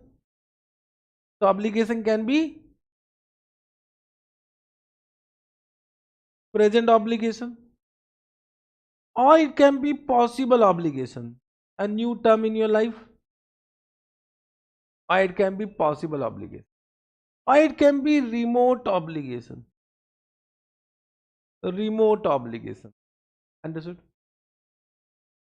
When I am saying present obligation means more likely than not. MLTN means what? More likely than not. More likely than not means what? Chances are more than 50%. These chances are more than 50%. Means obligation is probable on balance sheet date. When I am saying remote obligation means chances are less than 5%. When I am saying chances are less than 5%, so can I say insignificant chances? When I am saying insignificant chances, so as per materiality concept, we should ignore it. So what Ind AS 37 says that whenever there is a remote obligation, then no treatment required. No treatment required. We should ignore it, na? As per which concept? Materiality. We all know about materiality. No treatment required. Ignore it from accounting point of view. When I ignore, to ignore for contingent liability means no contingent liability will also not be disclosed. It will be ignored for accounting only. Correct. When I am saying possible obligation means what? Not more likely than not. Correct now? Not more likely than not. Correct. Means I can say chances of non-occurrence will be more than chances of occurrence. Means as percentage we can say it is what? Less than 50% but more than 5%. This is known as possible obligation. Possible obligation. Now my question to you all, if there is a present obligation arising from past event, what we should do? When there is a present obligation arising from past event, what we should do? Bolo? I'm not understanding what you are saying. Whenever there is a present obligation arising from past event, what we should do? Create provision. Everyone is wrong. Till now you have not understood. Till now you are in CA Inter. There are two more conditions. There are two more conditions. All present obligation will not be recognized as provision. Correct? There are two more conditions na? Are bolna re. So can you see there are two more conditions also? First is about outflow. Second is about estimation. Correct? Can you see if these two conditions are satisfied? If these two conditions are satisfied, then Ind AS 37 says recognize provision.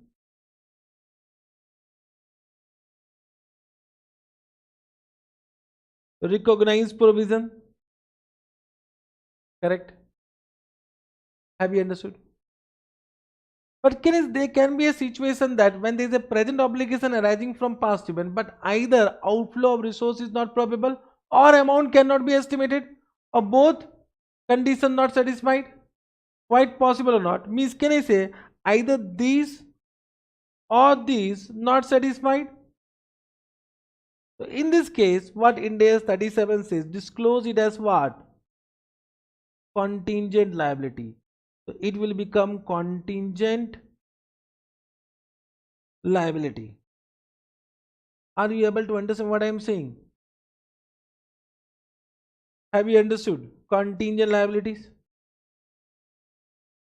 And all possible obligation arising from past event will be what? Disclosed as contingent liability. All possible obligation arising from past event will be disclosed as what? Contingent liability. Simple. With this flow chart, I hope entire definition is clear. Entire definition is clear. Have you understood? If someone asks you right now, what is the meaning of contingent liability? Can you frame the definition? Follow. Contingent liability means what? Contingent liabilities are, point number one, present obligation arising from past event which cannot be recognized. Why?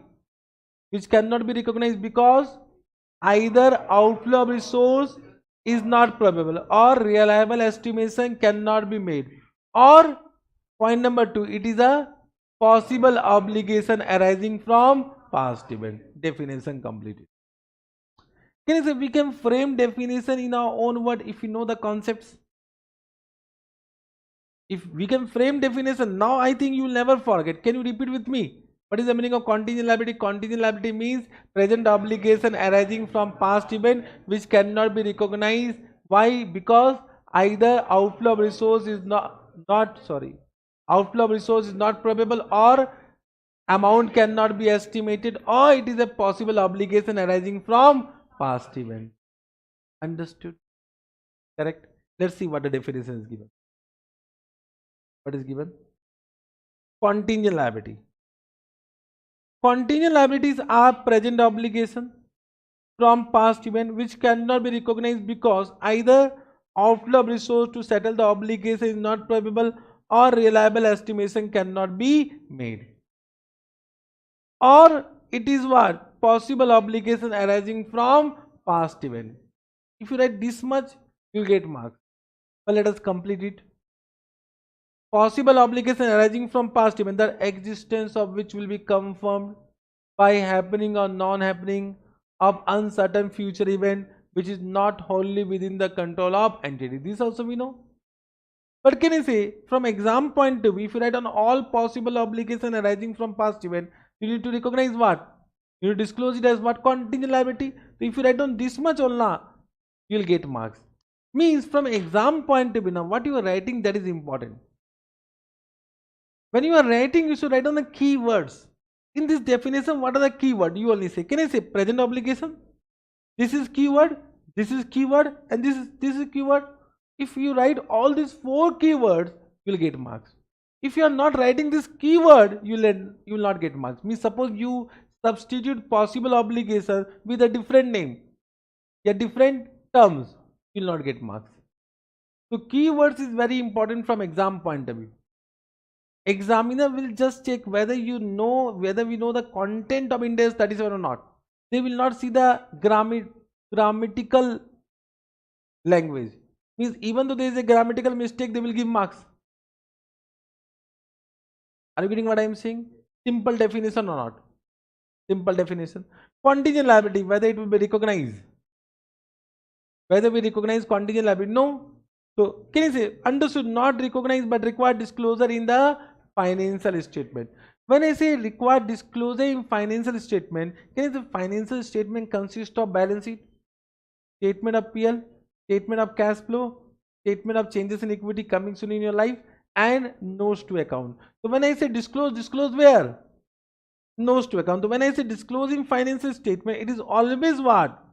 In notes to account. In notes to account. Understood point? Correct? So all contingent liability will be required disclosure in financial statement, that is in notes to account, unless outflow of resource is removed. Like if outflow of resource is removed, then ignore it. If outflow of resource is removed, means chances are less than 5%, then ignore it. Then ignore it. Understood? Correct? Disclosure, can I say disclosure require nature of event? Means you need to give a description of event, and the effect on financial statement means what is the estimated amount, means by what amount it may affect financial statement. But if the amount cannot be measured in this case, then a fact need to be given that we are not able to measure the amount. Means can the contingent liability require disclosure even though it cannot be measured? Contingent liability required disclosure even though the amount cannot be measured. Means contingent liability is required disclosure if it can be measured, if it cannot be measured. Bolo yes or no? Understood. But provision will recognize only when the amount can be measured. Got it? Have you understood? Have you understood? Means can I say in this way? Can I say in this way? Obligation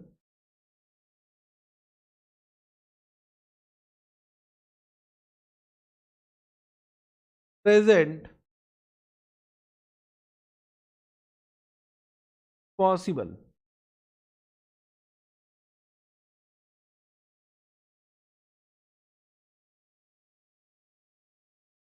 Measured, cannot be measured,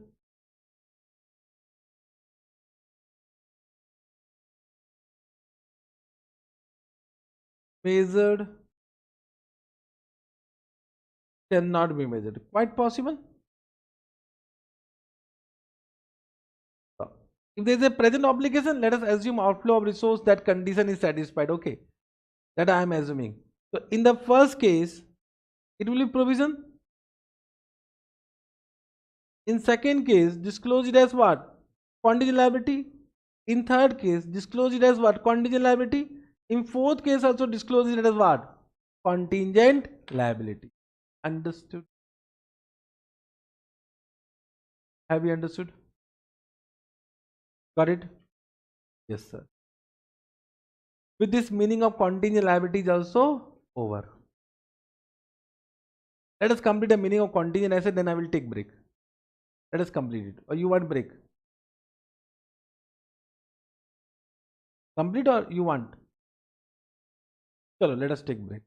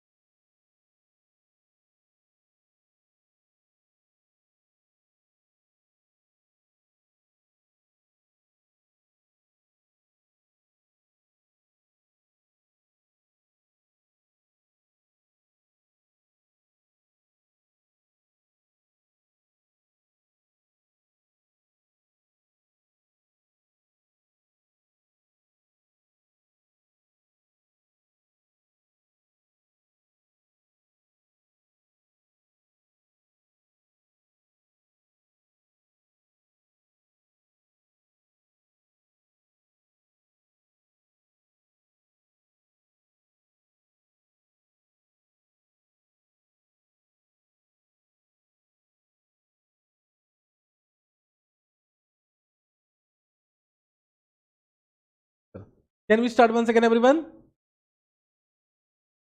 Now,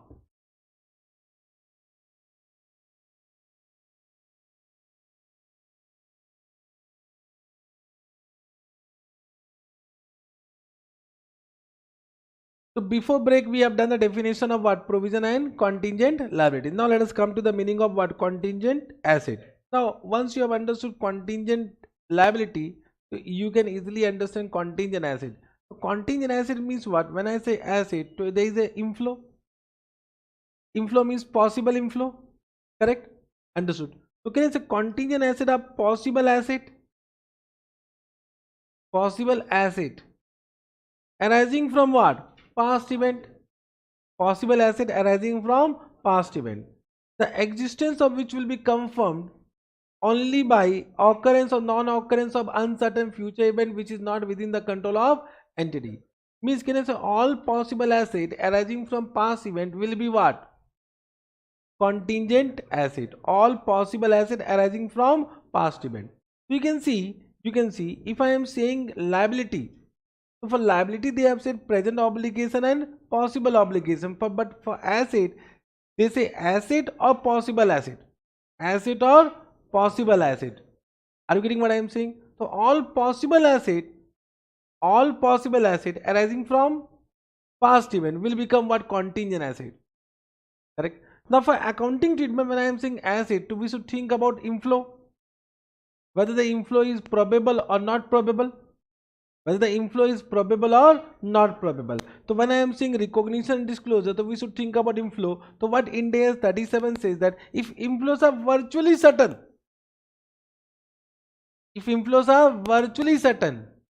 when I say virtually certain means chances are more than 95%. So what they are saying, if inflows are virtually certain, then it is not a contingent asset, it is an asset only. So recognize it as what? Asset. There is no need to disclose it as what? Contingent asset. So when it is virtually certain, what is virtually certain? Inflows are virtually certain, then it shall be recognized as an asset, not treated as contingent asset. Understood? Means if inflow are certain, then no doubt. If inflow are certain, then it will be an asset. Doubt will come when inflows are virtually certain. So if inflows are virtually certain, means chances are more than 95%. Then also it will be recognized as an asset. Let us take a very simple example. Means from the Bachpan. Bachpan means from class 11. We are doing such type of entry. Means when I am doing this journal entry, debtor account debit to sales. Debtor account debit to sales. Means you have recognized one asset. My question to you all, you have done one credit sales. Credit sales. So whether it is certain, whether the recovery is certain. Whether the recovery is certain. How you can say certain? You have done some credit sales that customer may die. Are bolna yes or no? You can't say 100% certain. Just try to understand what I am saying. When I have done credit sales, you have done one journal entry, debtor account debit to sales. You have recognized one asset now. But whether it is certain, whether the inflow is certain, no. Inflow is not certain. Whether it is uncertain, it is also no. Means it is virtually certain. Because you have made sales to known customer. Can I say normally we will not do credit sales to unknown customer? About which we don't know about the financial capability. Correct now. So if you have done credit sales, you know that customer, therefore you have done the credit sales now. So it means it is virtually certain and therefore you have recognized as an asset. But we can't say debtor means it is 100% certain. Are you able to understand? Okay, this is the best example of this particular case. From the Bachpan we are doing this journal entry. Have you understood this point? So whenever inflows are virtually certain, it will be always recognized as an asset. If the inflows are probable means chances are more than 50%, but now in this case less than 95%. Correct now. So it is, if it is probable but not virtually certain, if it is probable but not virtually certain, then it will not be recognized as an asset. It will be treated as contingent asset, and once it is treated as contingent asset, it's the facts to be disclosed in financial statement. So disclose it in financial statement means notes to account. However, if you see AS29, AS29 used to say contingent asset will be disclosed in director's report, if you remember. Remember that point? As per AS29, the contingent asset will be disclosed in the report of approving authority, director's report. Can you say bakwas? What is this? Director's report? Director's report is not a part of financial statement. Director's report is not a financial statement. When I am saying AS or Ind AS, AS and Ind AS applies to what? Financial statement. So why you are disclosing in director's report? If you want to disclose, disclose where? In notes to account, or don't disclose.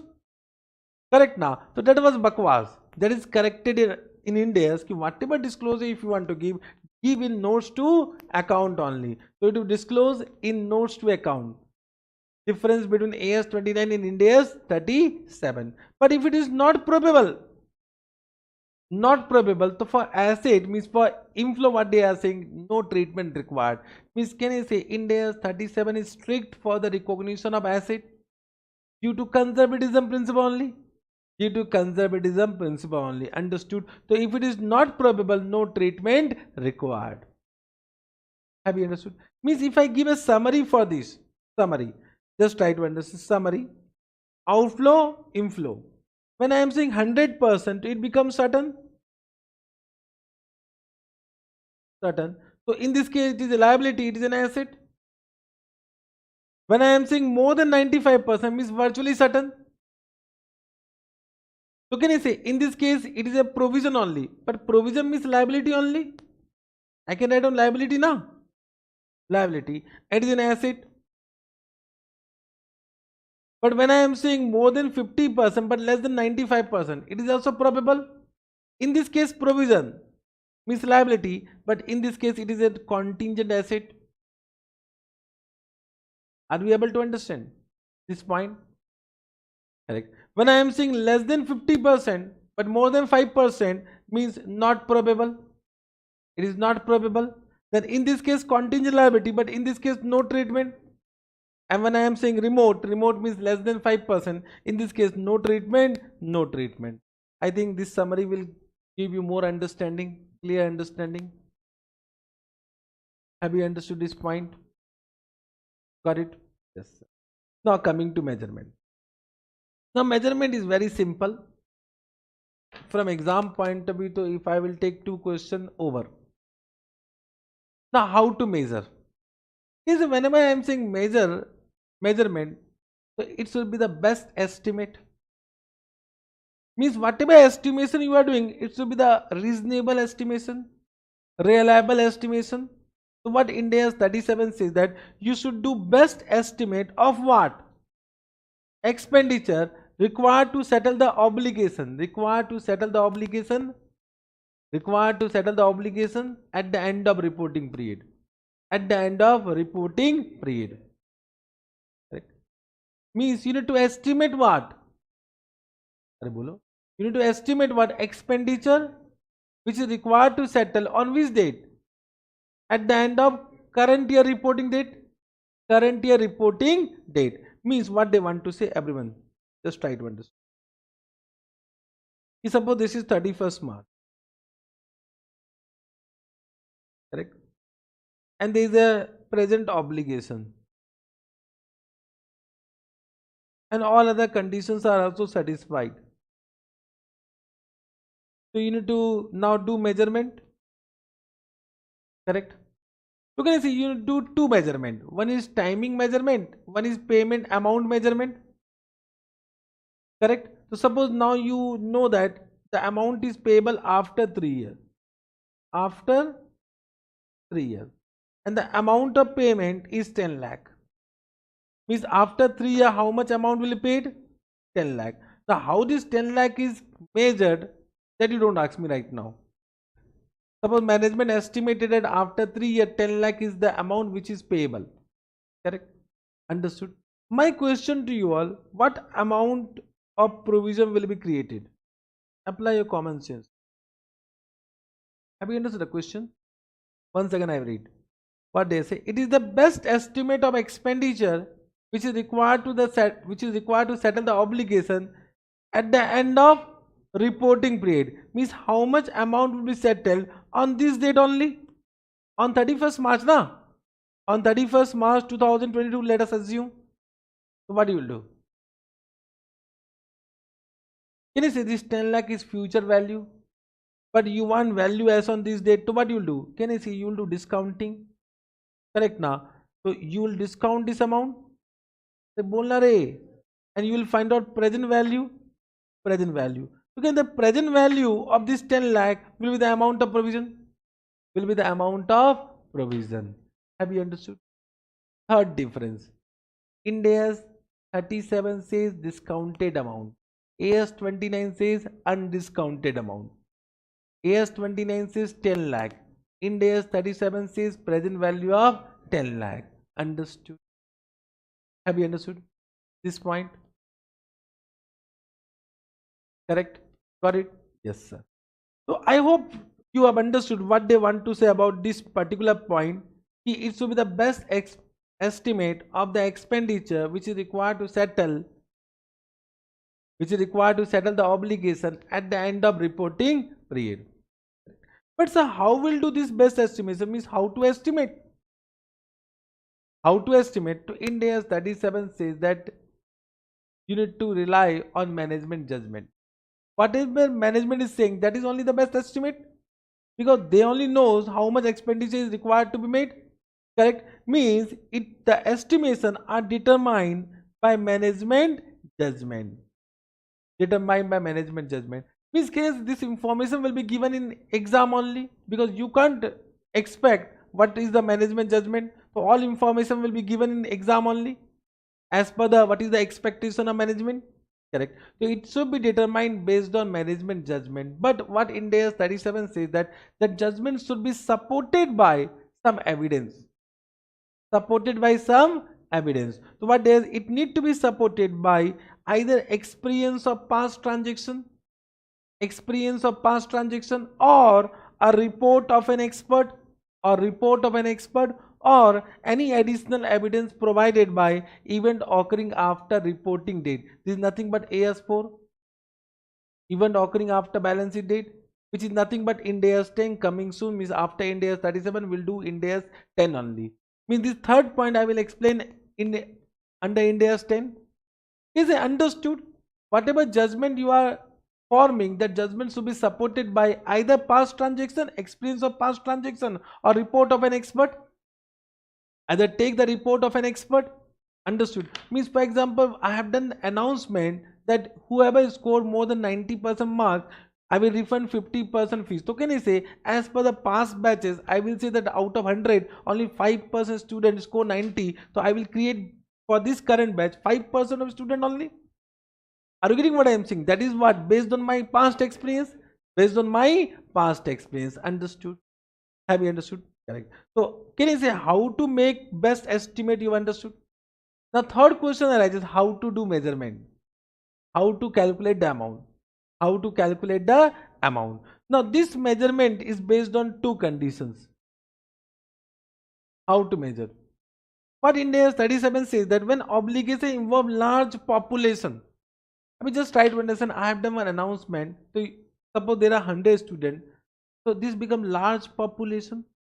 So can you say I can't do one-to-one relationship now? Whether you will score, this is not practically possible. Practically impossible. So in this case, when obligation involve large population, then what will do? And when obligation do not involve large population, correct? Then what need to be done? Are you able to understand what I am saying? So when obligation involve large population, so Ind AS 37 says determine expected value of obligation. Expected value of obligation, this is keyword. Expected value of obligation. Determine what? Expected value of obligation. That is nothing but weighted average of all possible outcomes. Weighted average of all possible outcomes. Correct? Weighted average of all possible outcomes. Now, what is this weighted average of all possible outcome? Let me take one example. Everyone, suppose this is one year 2022-23. Correct? in this year you have done sale of 1000 units, sale of 1000 units, correct, with, let us assume, 2-year warranty.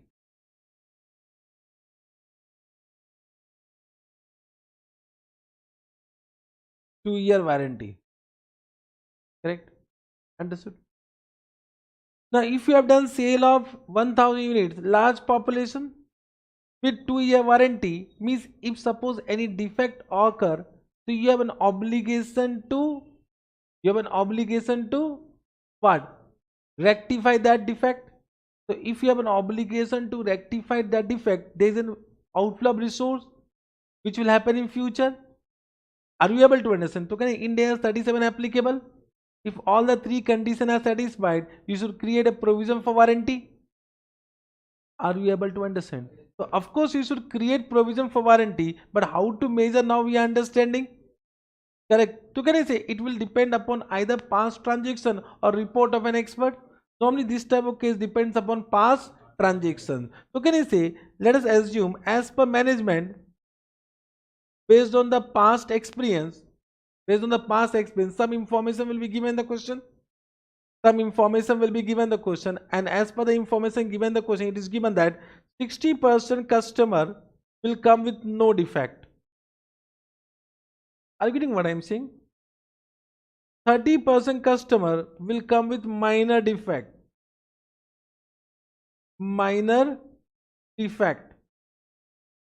and 10% customer will come with major defect. This is based on past experience, correct. Now they need to estimate what will be the outflow in case of minor defect and in case of major defect. So that information will be also given the question based on past experience, correct. So they have given that if there is no defect, then of course no expenditure. There is a minor defect, then the expenditure may be rupees, let us assume 1000, and if there is a major defect, the expenditure may be 2500. Understood? So what will be the amount of provision? What will be the amount of provision that we need to understand? So can you say amount of provision will be expected value of obligation,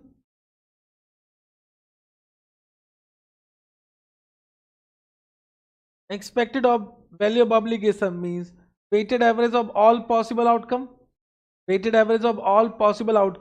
can you see it will be out of 1000, how much no defect? 60% no defect. 60% no defect, amount is 0. Bole yes or no? Plus out of 1000, how much minor defect? 30%. What is the amount? Rupees 1000.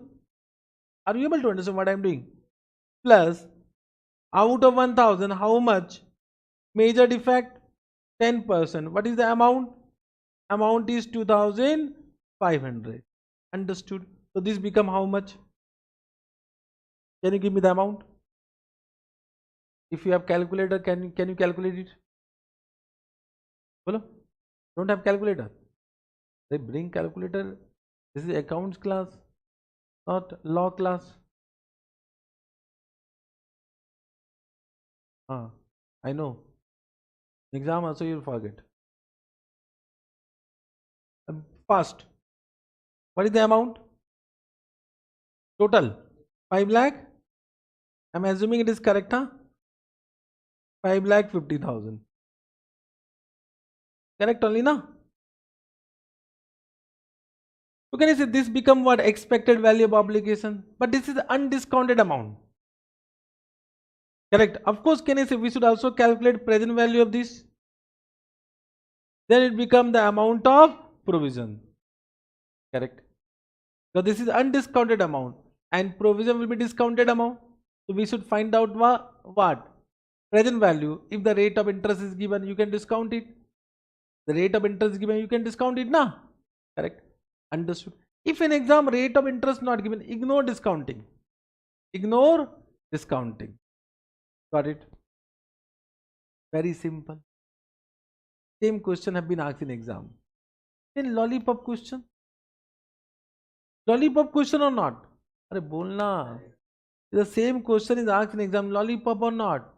But believe me, students are not able to write properly because they are not revising properly. In class, everything will be simple because I am with you. But in exam, first this is paper 1. Paper 1 means 8 subject is in your mind. Just paper 1 means 8 subject na.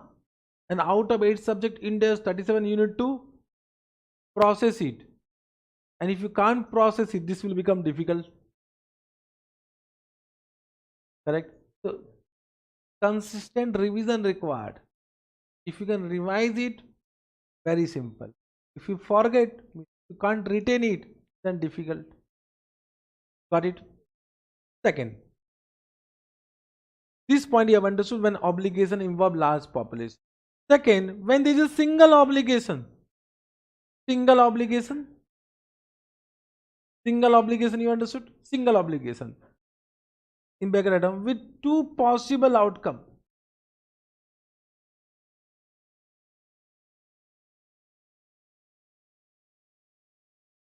Two possible outcome. What they are saying, if there is only two possible outcome, so for two possible outcome we never do average. Whenever there are more than two outcome, then only we'll go for average. I think in statistic you know about this fact. For two we never do average, but for more than two always we go for average. When they are saying when there are two possible outcome, most likely outcome will be the amount of provision. Most likely outcome will be the amount of provision. The provision will be created based on what? Most likely outcome. This is the keyword, most likely outcome.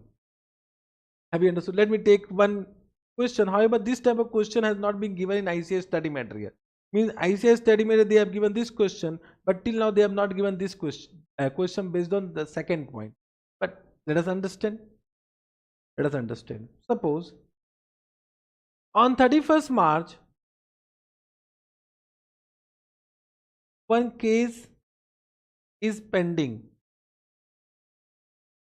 in High Court against company. Have you understood this point? One case is pending in High Court against company. Have you understood? I am giving you two situations. Case 1, case 2.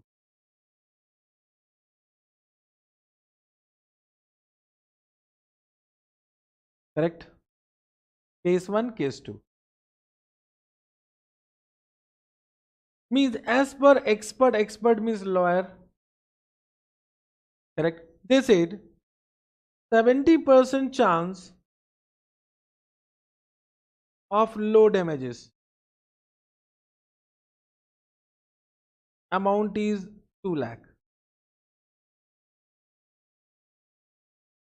And 30% chance of what?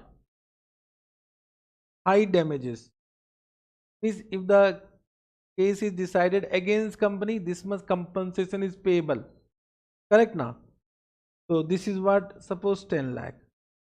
Okay, it is a single obligation. With two possible outcome.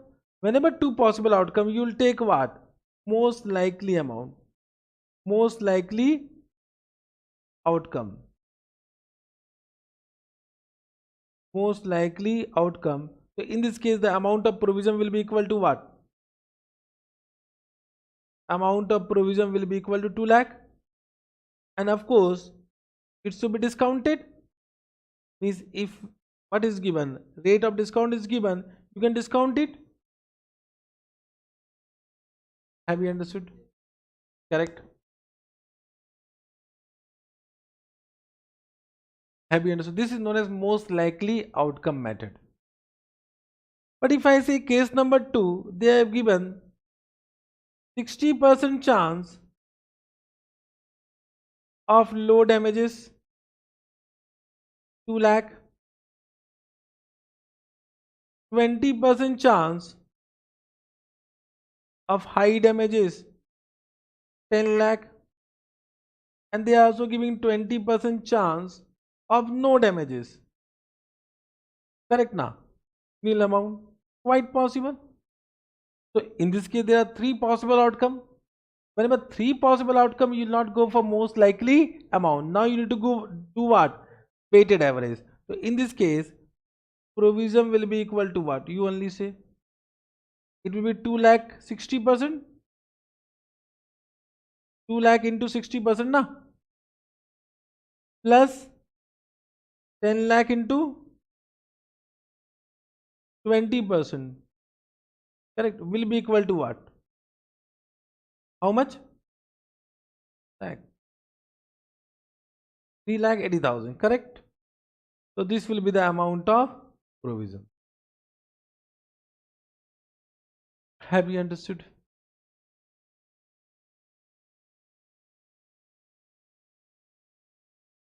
Simple. Easy. Understood. Let us come to the next point. 3,20,000. My mistake. 3,20,000. Now correct?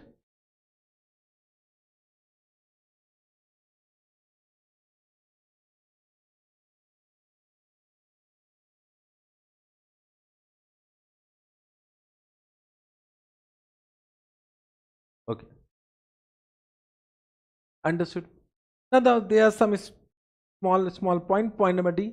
This is understood point. Provision should be measured before tax. Of course, it should be measured before tax, means it should not be net of tax.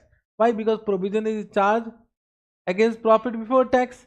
So the amount of provision should not be netted with tax. It should be before tax. Amount of provision shall be present value of expenditure if the effect of time value of money is material. If the effect of time value of money is material, then discount it. If the time value of money is not material, then you can ignore it. Normally, can I say if the amount is payable within 1 year? Normally, I am saying if the amount is payable within 1 year, so can I say the effect of time value of money is not material? So we will not discount it. If the amount is payable after 1 year, so we say the effect of time value of money is material. But this is what? A matter of judgment. Sometimes when an amount is payable within 6 months, it can be also material. It is a matter of judgment, I am saying. From exam point of view, can I say whenever they have given rate of discount, discount it. Whenever they have not given rate of discount, ignore it. Simple. Means in exam, discounting is possible only what is given. When rate of discount is given. So from exam point of view, the rate of discount is given. Discounting, rate of discount is not given. No discounting. Correct? Correct. But I hope you have understood point number 2. Correct. Then discount rate should be pre-tax only. Discount rate should be pre-tax.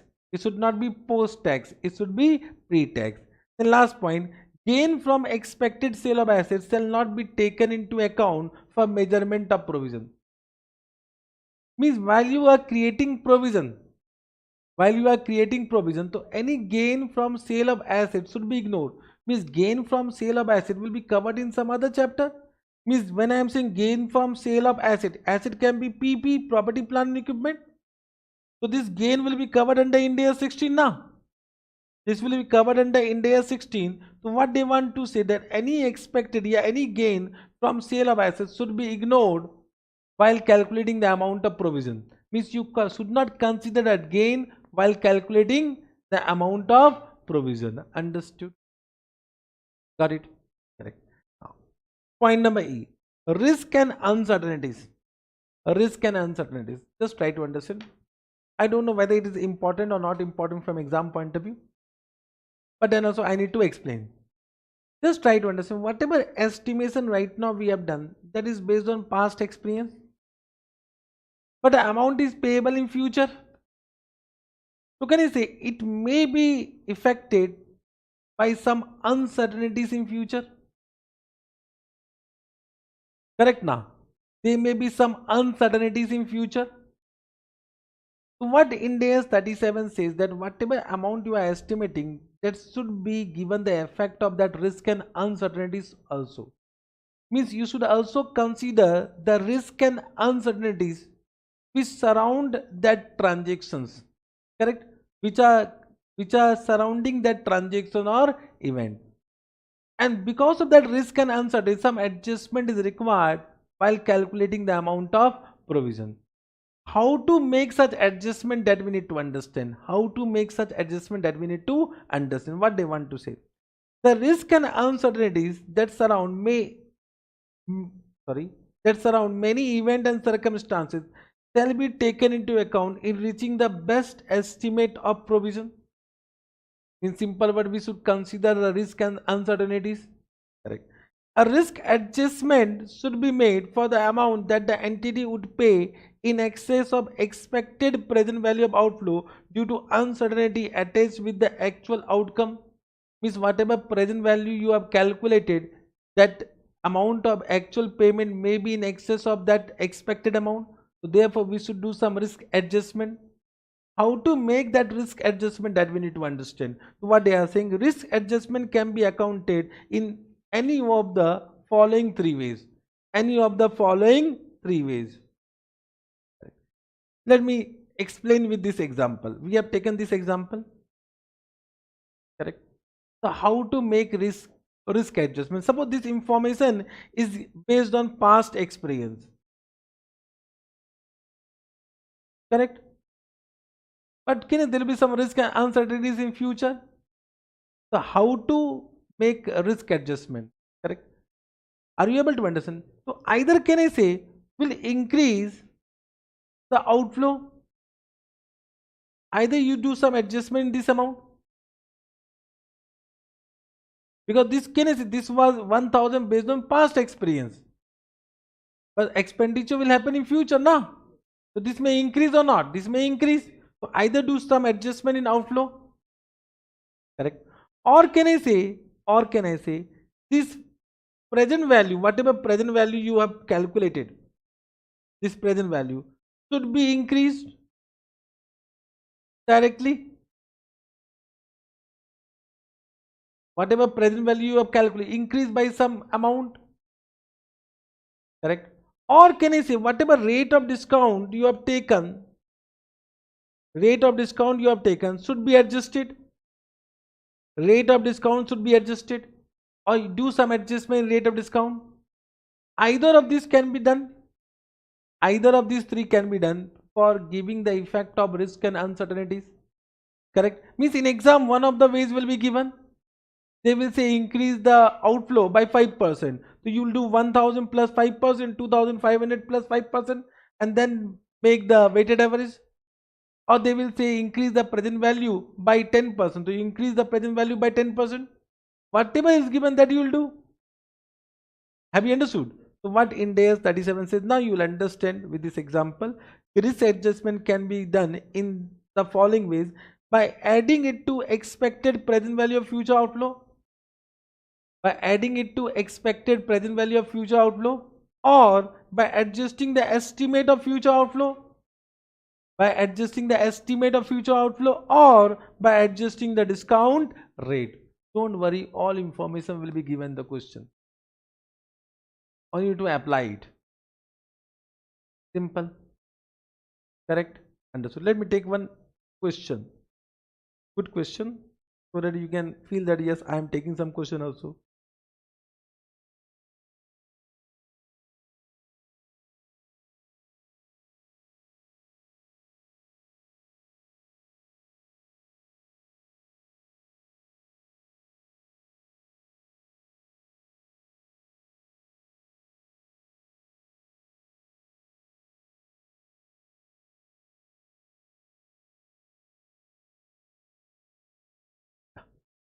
Question number 20. Very good question, but simple. Marico has an obligation to restore environmental damage in the area surrounding his factory. So has an obligation. So it can be legal obligation or constructive obligation. It can be any one of the obligations. We are not supposed to think about that, because they have said they have an obligation. Okay, thank you very much. Correct. Yes, sir. Expert advice indicate that restoration is carried out in two distinct phases. The first phase requiring expenditure of 2 million, 2 million is 20 lakh, to remove the contaminated soil from the area, and the second phase commencing 3 years later from the end of first phase, to replant the area with suitable tree and vegetation. They need to do some plantation, etc. The estimated cost of replanting is 3.5 million. Marico uses a cost of capital before taxation of 10%. So we want pre-tax only, and they are given pre-tax. Thank you very much. And the expenditure when incurred will attract tax relief of company's marginal tax rate of 30%. So whether you will consider tax rate? No, can I say this is Bakwas point? Right now you have done the chapter, so you know everything. But in exam, if they have given tax rate, you will be confused. Why they have given tax rate? And normally when we are confused, you apply. Correct na? Understood na? So this point can be dangerous in exam hall. Marico has not recognized any provision for such costs in the past, and today date is 31st March 2002.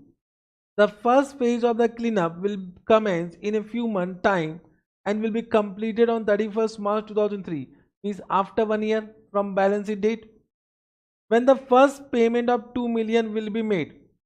Phase 2 year cost will be paid 3 year later from the end of first phase. From the end of first phase, calculate amount of provision as on 31st March 2002 for the restoration cost. Question is very simple, correct? But normally when we don't read the question carefully, we can do mistake. When we don't read the question, right now I am reading and this is not exam hall.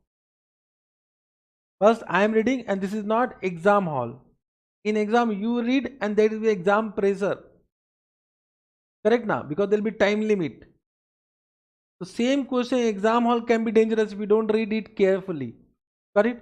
Means whenever, from my point of view, any questions come which is given in para format with lot of dates, always try to prepare one timeline while reading the question only. Means while you are reading, just draw it. Question number 20 we are doing. Right now current date is what? 31st March 2002 na? 2. After 1 year it will be 31st March 2003. Then this is 4, this is 5 and this is 6. Correct. We are standing at this point of time. Means we need to find out the amount of provision as on this date. What is the amount payable as on this date? 2 million. And after this 3 year, what is the amount payable? 3.5 million. Understood what I am doing? Now, what will be the amount of provision? You will say year end. 31st March 2003, 4, 5, 6. What is the outflow? How much outflow? This is 20 lakh. This is nil, and this is 35 lakh. Are you able to understand what I am doing? Now you need to find out present value factor at what rate? 10%. And then you need to find out present value. Understood? Now, discounting, you are expert. I am not here to explain the discounting. Correct? Now just try to understand. One doubt will come, sir. We'll do discounting by taking present value factor of how much decimal. Means, of course, you will take present value factor. How to calculate present value factor, you know. From my point of view, either you should take 3 decimal or 4 decimal. Better you take 4 decimal. So in class, always will take 4 decimal. But you can also take 3 decimal. Whatever decimal you are taking, write down. Write down. Have you understood what I am saying? Whatever decimal you are taking, write down. If you are not writing, they will not be able to understand how much approximation you have done. Correct? So can you give me 4 decimal? 0.9090, then 0.8269, calculator rate.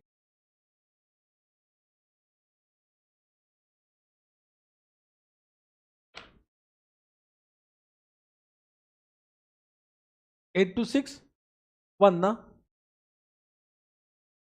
4. Then 0.7513. Then 0.6830. Now you can calculate this amount. You can calculate this amount. Have you understood? Have you understood this point? This calculation I am not doing. I am just giving the presentation part. Suppose in exam they have given discounting factor with 2 decimal. Can you use 4 decimal? Never. They will deduct marks like this. So if they have given discounting factor 2 decimal, 3 decimal, 4 decimal, 5 decimal, 9 decimal, use that decimal exactly in exam.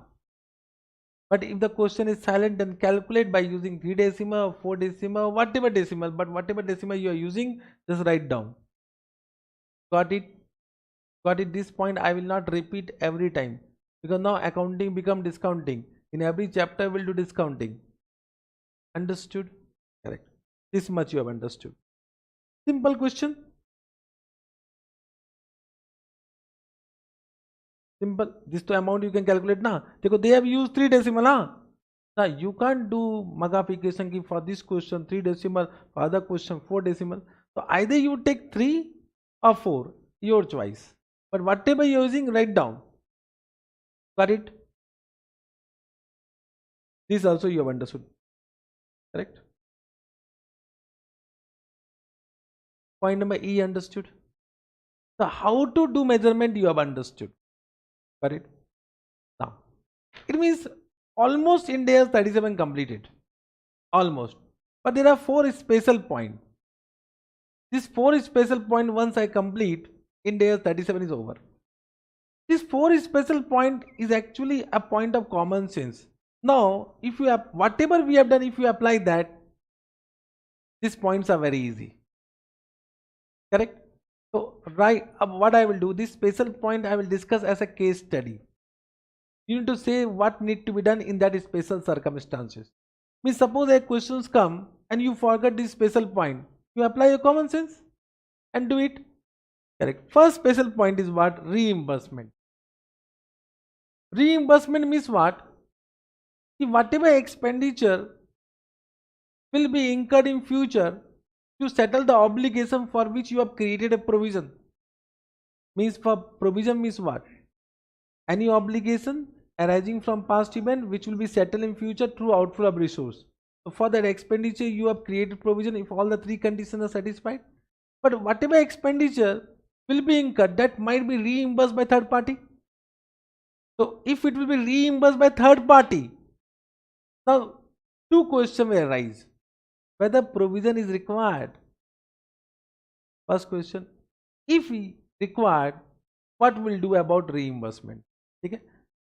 2 questions arises. 1 second, please. 1 second. Don't read. Don't read. If you read, interest lost. If you read, interest lost. I am just creating an environment. If suppose questions come, you forget this point, you can apply your common sense. Correct now? Reading will not do anything. Read, you can read in your home also na. My help is not required for reading. Correct? But once you read, what happened? Interest loss, because answer is given na. Are bolna re. Then you are not applying your brain. You should use your brain without reading. 1 second. What I am saying? What is the topic? First let us understand the topic. Expenditure will be incurred for any obligation for which we have created provision. If that expenditure will be reimbursed by third party, 2 doubt will arise. If it will be reimbursed by third party, whether we should create provision? What is your answer? Whether we should create provision? Let us take one example. Correct. Let us take one example. If some legal case is pending, and if we lose the case, then there is a compensation payable 5 lakh. So one of the director has given commitment that we reimburse the amount. Director is a separate person other than company. So first payment will be done by company and then it will be reimbursed by directors. Now question arises whether the company should create a provision. Yes or no? Yes, these two are two different transactions. Expenditure is different transaction, reimbursement is different transaction. अरे बोलना expenditure is outflow and reimbursement is inflow. Are you able to understand? If it is reimbursed, okay. When it will be reimbursed, we'll think first we'll think about expenditure. Now, if all the three conditions satisfied, should we create provision or not? So, if entity there is a legal case pending, you should first find out whether there is a present obligation. Yes. Outflow is probable. Yes. And reliable estimation can be made. Yes. Provision required. So, even though it will be reimbursed by third party, then also provision is required. Understood? Now, if provision is required, you can create provision whatever we have discussed on that basis. Now about reimbursement. Reimbursement become inflow. So what you will do about reimbursement? You only say. Hello? Reimbursement become inflow. So what you will do about that reimbursement? Asset. You recognize an asset? No, asset. You, no. Just apply Ind AS 37 whatever you have done. Don't apply CA Inter now. Don't apply CA Inter. Apply if the reimbursement is virtually certain. Bolo na. If reimbursement is we have done na. Now do whatever we have done. Now don't say as per CA Inter. Correct na. So if the reimbursement is virtually certain, recognize it as a separate asset, means reimbursement asset. And if it is probable, then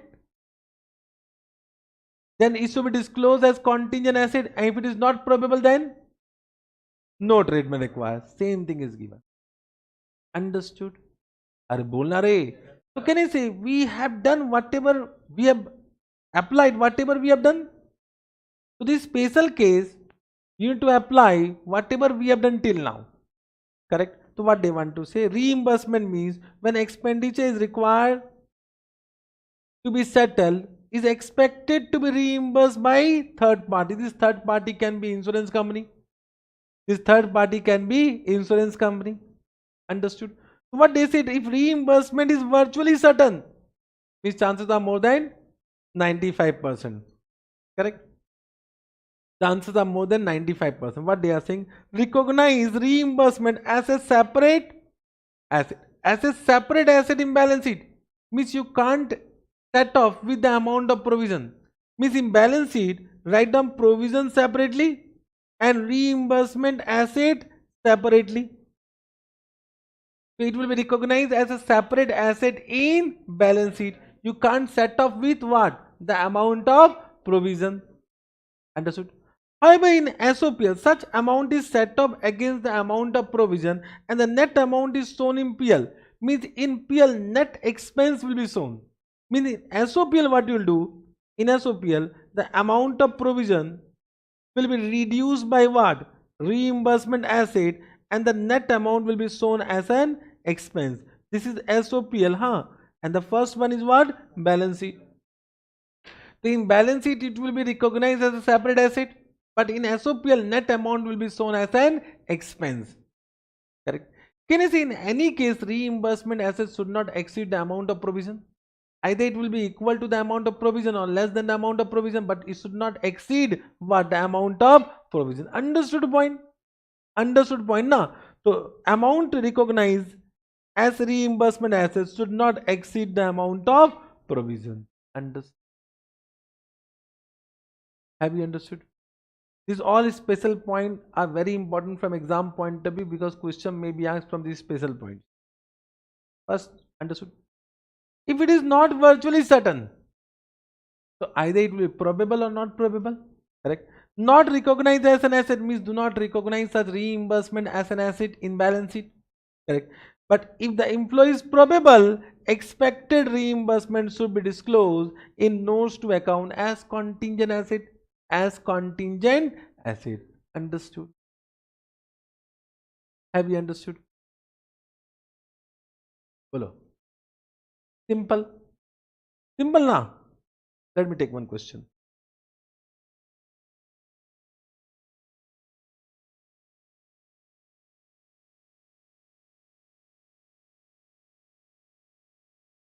Question number 8. What is given? X Beauty Solution Limited is selling cosmetic product under his brand B, but is getting his product manufactured from Y Limited. It has an understanding with Y Limited that if the company become liable for any damages claim due to any injury or harm to the customer of the cosmetic product, 30% will reimburse to it by Y Limited. There is an understanding. Understanding means, can I say, if I am saying there is an understanding, so understanding means there is a contract. Bolo yes or no? There is a contract now. So there is an understanding means contract. Can I say contract can be oral also, which is enforceable by law? Are bolna yes or no? So from this understanding word we can understood, yes, there is a contract. Bolo yes or no? Means legal binding is there. So there is a binding contract.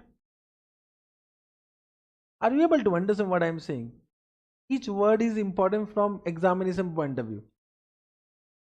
30% reimbursed to it by Y Limited. During the financial year 2001-2002, a claim of 30 lakh demanded by the customer for X Limited Beauty Solution Limited.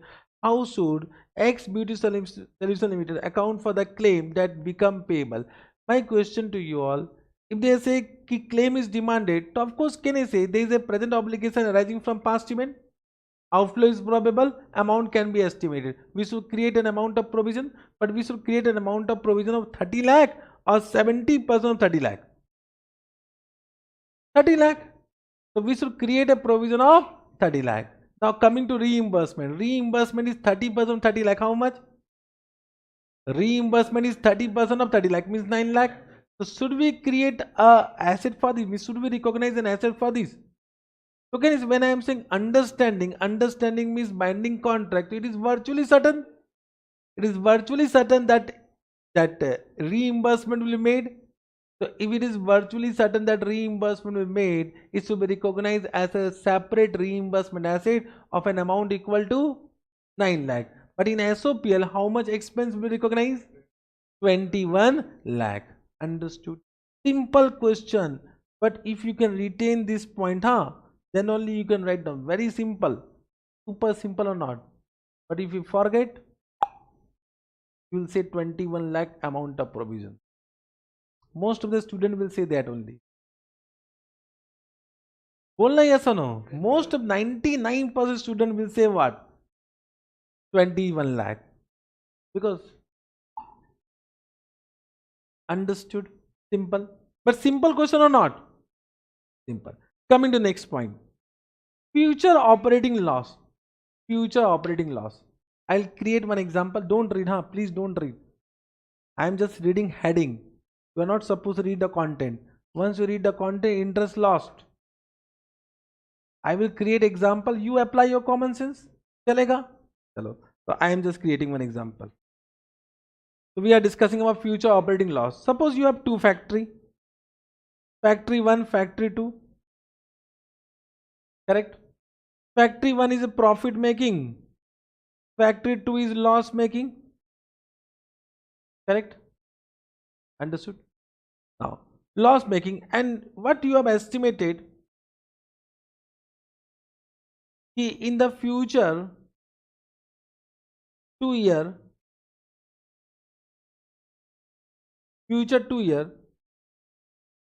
there will be an operating loss of 20 lakh. Means you have estimated that if you continue factory 2 for 2 coming year, you need to incur a loss of 20 lakh. Understood? Example understood? This become future operating loss. Should we create a provision for this? Should we create a provision for this? Yes or no? Why no?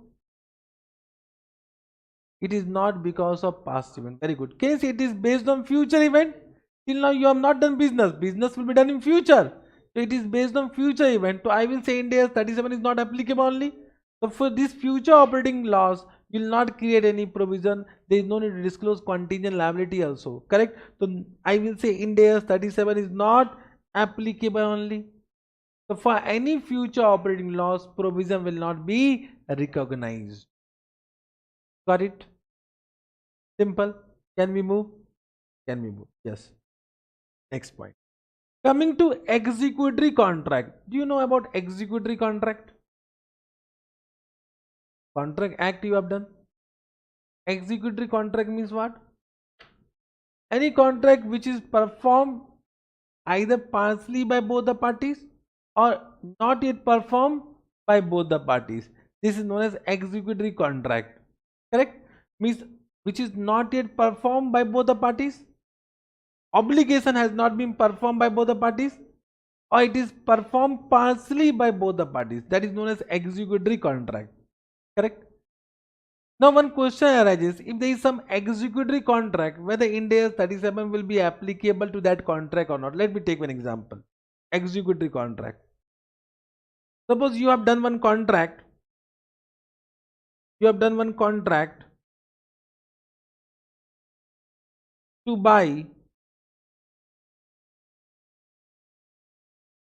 one plant or machinery, whatever, after 2 years at rupees 20 lakh. And the delivery will be given after 2 years. Payment will be also made after 2 years. Correct? My question to you, executory contract or not an executory contract?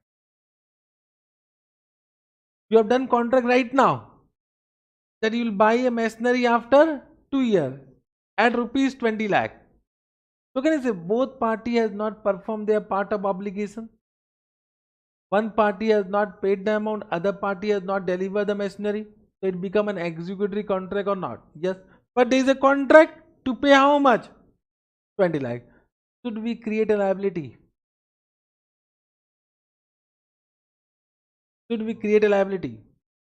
Yes or no? Why no?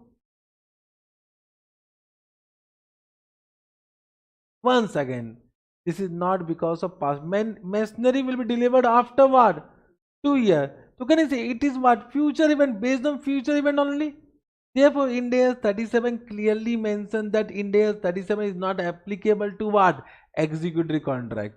Even though there is a contract, but we don't do accounting based on contract, we do accounting based on substance. Substance over form. Substance over form. You know about substance over form? The entire Ind AS is based on substance.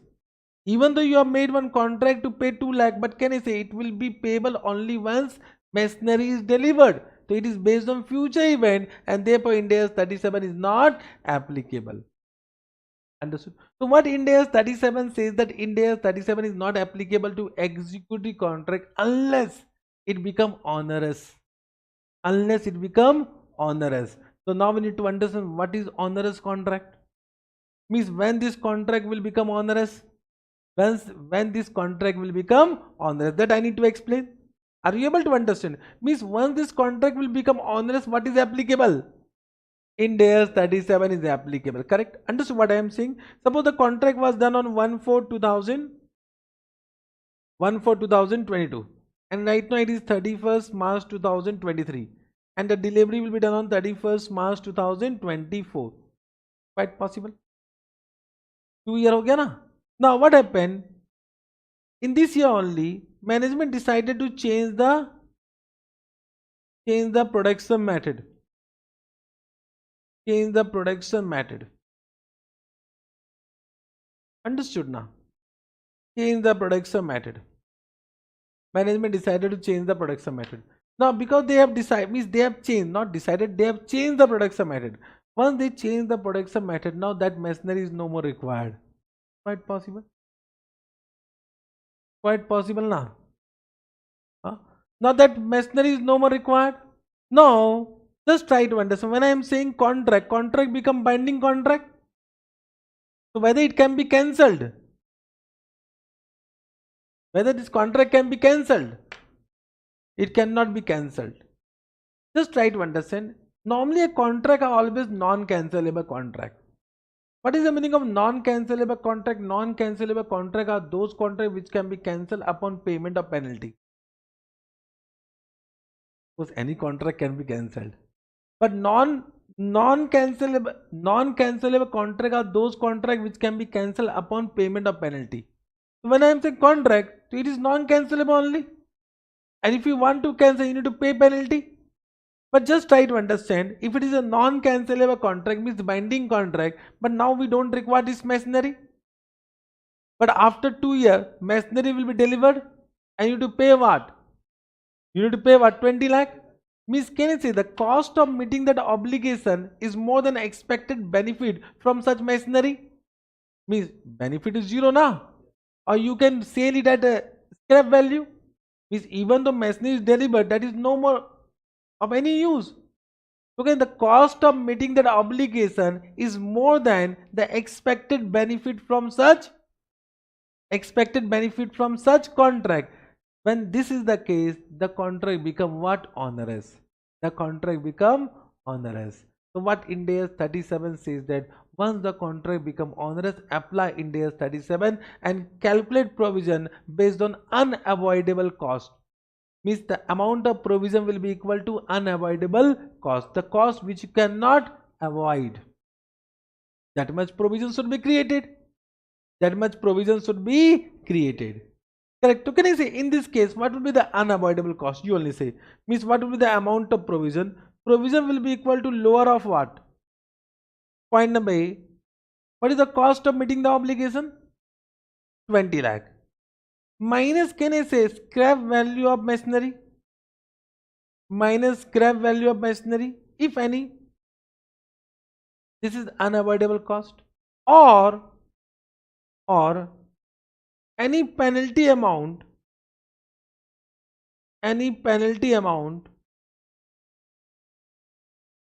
payable to exit from the contract. Means suppose in the under the contract it is written that if you pay 2 lakh you can exit from the contract, so you will pay 2 lakh, whichever is lower now, this will be the amount of provision. The amount of provision will be equal to unavoidable cost. Unavoidable cost will be lower of what? These two amount. Understood? Have you understood this point? Have you understood? Onerous contract, have you understood? Follow. Onerous contract, you have understood? Yes sir. Let us read what is given. Ind AS 37 is not applicable to executory contract unless it is onerous. In other words, it is applicable to what? Onerous contract. What is the meaning of onerous contract? Onerous contract are executory contract in which unavoidable cost of meeting the obligation exceed the economic benefit expected to be received from such contract. Whenever we do any contract, always benefit is more than cost, then only we enter in the contract. For example, right now we have done one contract, so you are paying some fees and the benefit is more than that fees. Benefit is what? Infinite. Means when I am teaching, it is infinite benefit. Correct? Bolna yes or no? If the benefit is less than the fees, will you come in my class? You will never come in my class. Now you will say bye bye sir. First day you say bye bye na? Bolna yes or no? So it means whenever we enter into contract, benefit is always more than what? Cost. Then only you have entered into contract. But sometimes it happens that benefit is less than cost, it become what? Onerous. The day it become onerous, Ind AS 37 is applicable. Ind AS 37 applicable, calculate the amount of provision. How to calculate? In this case, the amount of provision will be equal to unavoidable cost, that is lower of cost of fulfilling the obligation, and penalty payable to exit from the contract. Got it? This also understood. I'll take some question on this, but not today. Correct? Can I continue? For another 15 minutes? Yes or no? Let us complete now. Have you understood this? So can I say 3 special points you have done? Reimbursement you understood? Future operating loss you understood? Executory contract you understood? The last special point, the summary you can read by your own. I'll come to this point, don't worry. I'll come to this point. I'm coming to first special point, restructuring. Restructuring.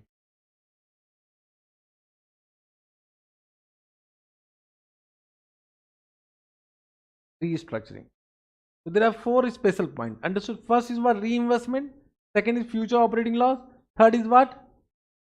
Executive contract, which become onerous. And last is what? Restructuring. What is the meaning of restructuring? Restructuring means any program which changes the scope of business.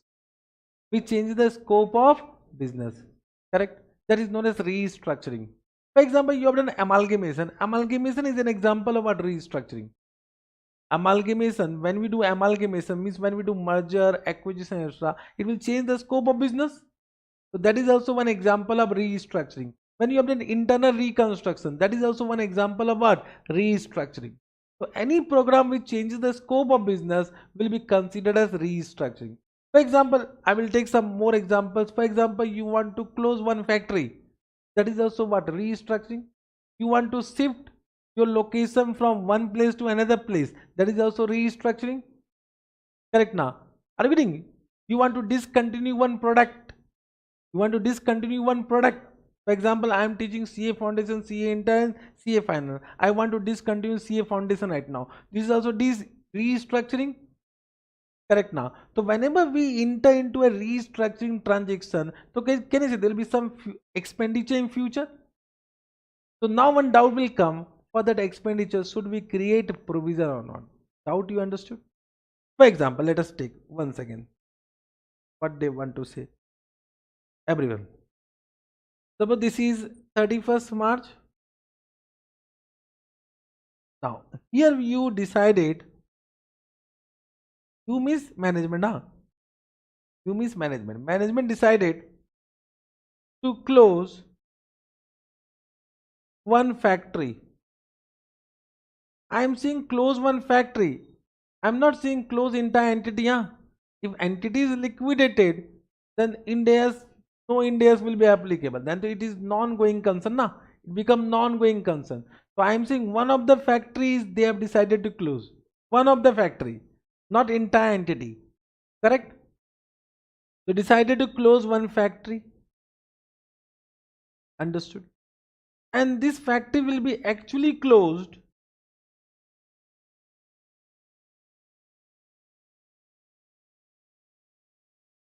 suppose at this point of time. It will be actually closed.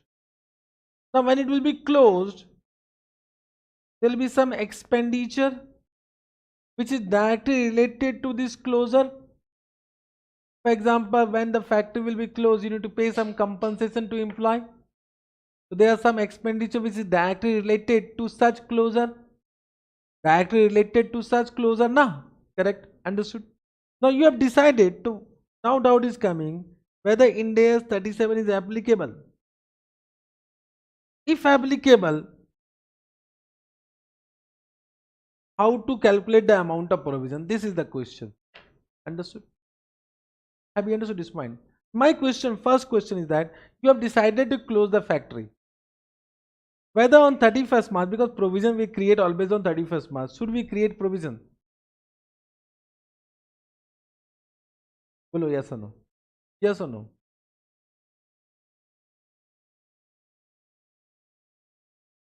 Everyone, please think. You have decided to close one factory. Should we create provision? Yes or no?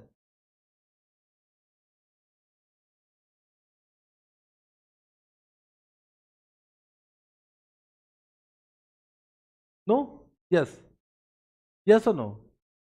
I'm just giving time. Either you say yes or no, but you say something. Huh? Don't be silent. In exam, suppose this question come, you write na or you leave it. In exam, you have two options. Please listen. Two options: do or do. You have two options: do or do. Do or do. There is no other option. Huh? So in exam, suppose these questions come, either you say yes or no. Means either your answer will be correct or wrong. But you don't decide. Who will decide it is correct or wrong? Examiner. You whatever you want to write down. Batao. Should we create provision on 31st March?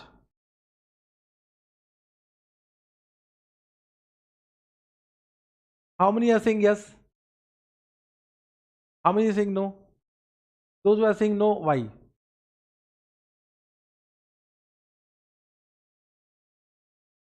मजा आ रहा था.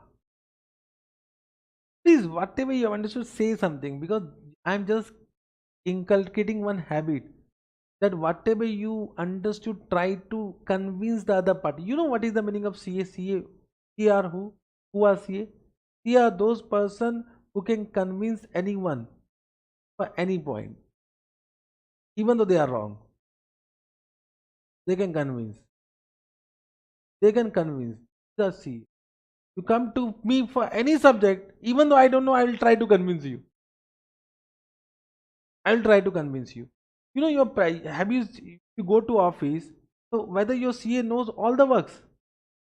Are bolna yes or no? Whether your CA, he don't know all the work, but any work will come, he will take. He will never say no. He will ask what? Please. He will learn and then do. Or he will transfer that to some other person. But he will never say no, na. These are chartered accountants. They will take all types of work. You want, I will do. Correct? Those who are saying no, can you give answer? No is correct. Just try to understand. When I am saying I have decided does not mean you are committed to it. Bole yes or no? Let us take one example. Suppose I decided to marry one girl. So whether she will marry me? Are bolna re? So should I create provision for expenditure, marriage expenditure? No, na. There should be commitment. Commitment with first proposal, then approval, then announcement to parents. Bolna yes or no? Even though she approve, suppose I propose, she approve, I will make announcement to my family person or not. If they give approval, then only marriage expenditure provision. So it means there should be some commitment or not. So Ind AS 37 says that just check whether on 31st March there is a commitment. If there is a commitment, so it means there is a constructive obligation for which provision should be created. So how that commitment will be checked, that we need to understand. How to check the commitment, that we need to understand. So what is it? If two conditions are satisfied, means entity is committed to such restructuring. If two conditions are satisfied, entity is committed to such restructuring. Understood? What are the two conditions that only I need to explain? Very important from exam point of view. What they are saying, it is a program which materially changes the scope of business. Understood? First point. For example, sale of a division. Division means one component, one business, not entire entity. Yeah? Termination of a division, closing down of a division, closing of a business location or relocation of from one place to another place. Correct?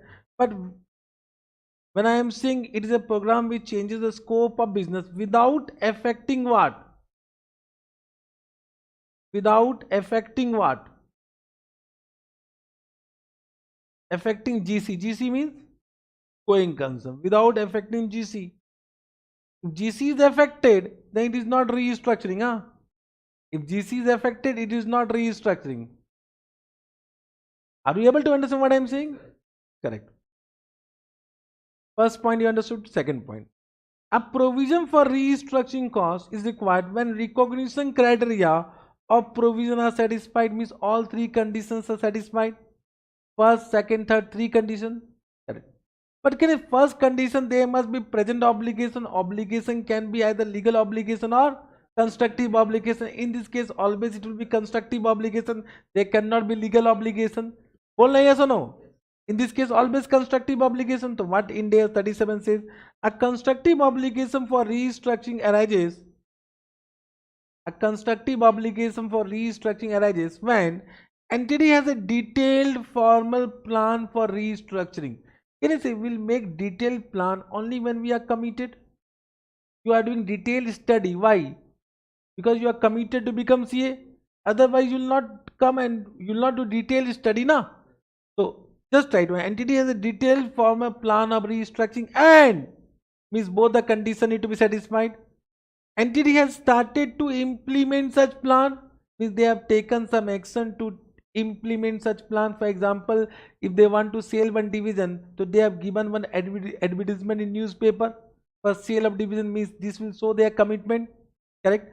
The entity has started to implement such plan or announce the main features of restructuring plan to those affected by it. Can you say if I am doing announcement, it means we are committed? Means once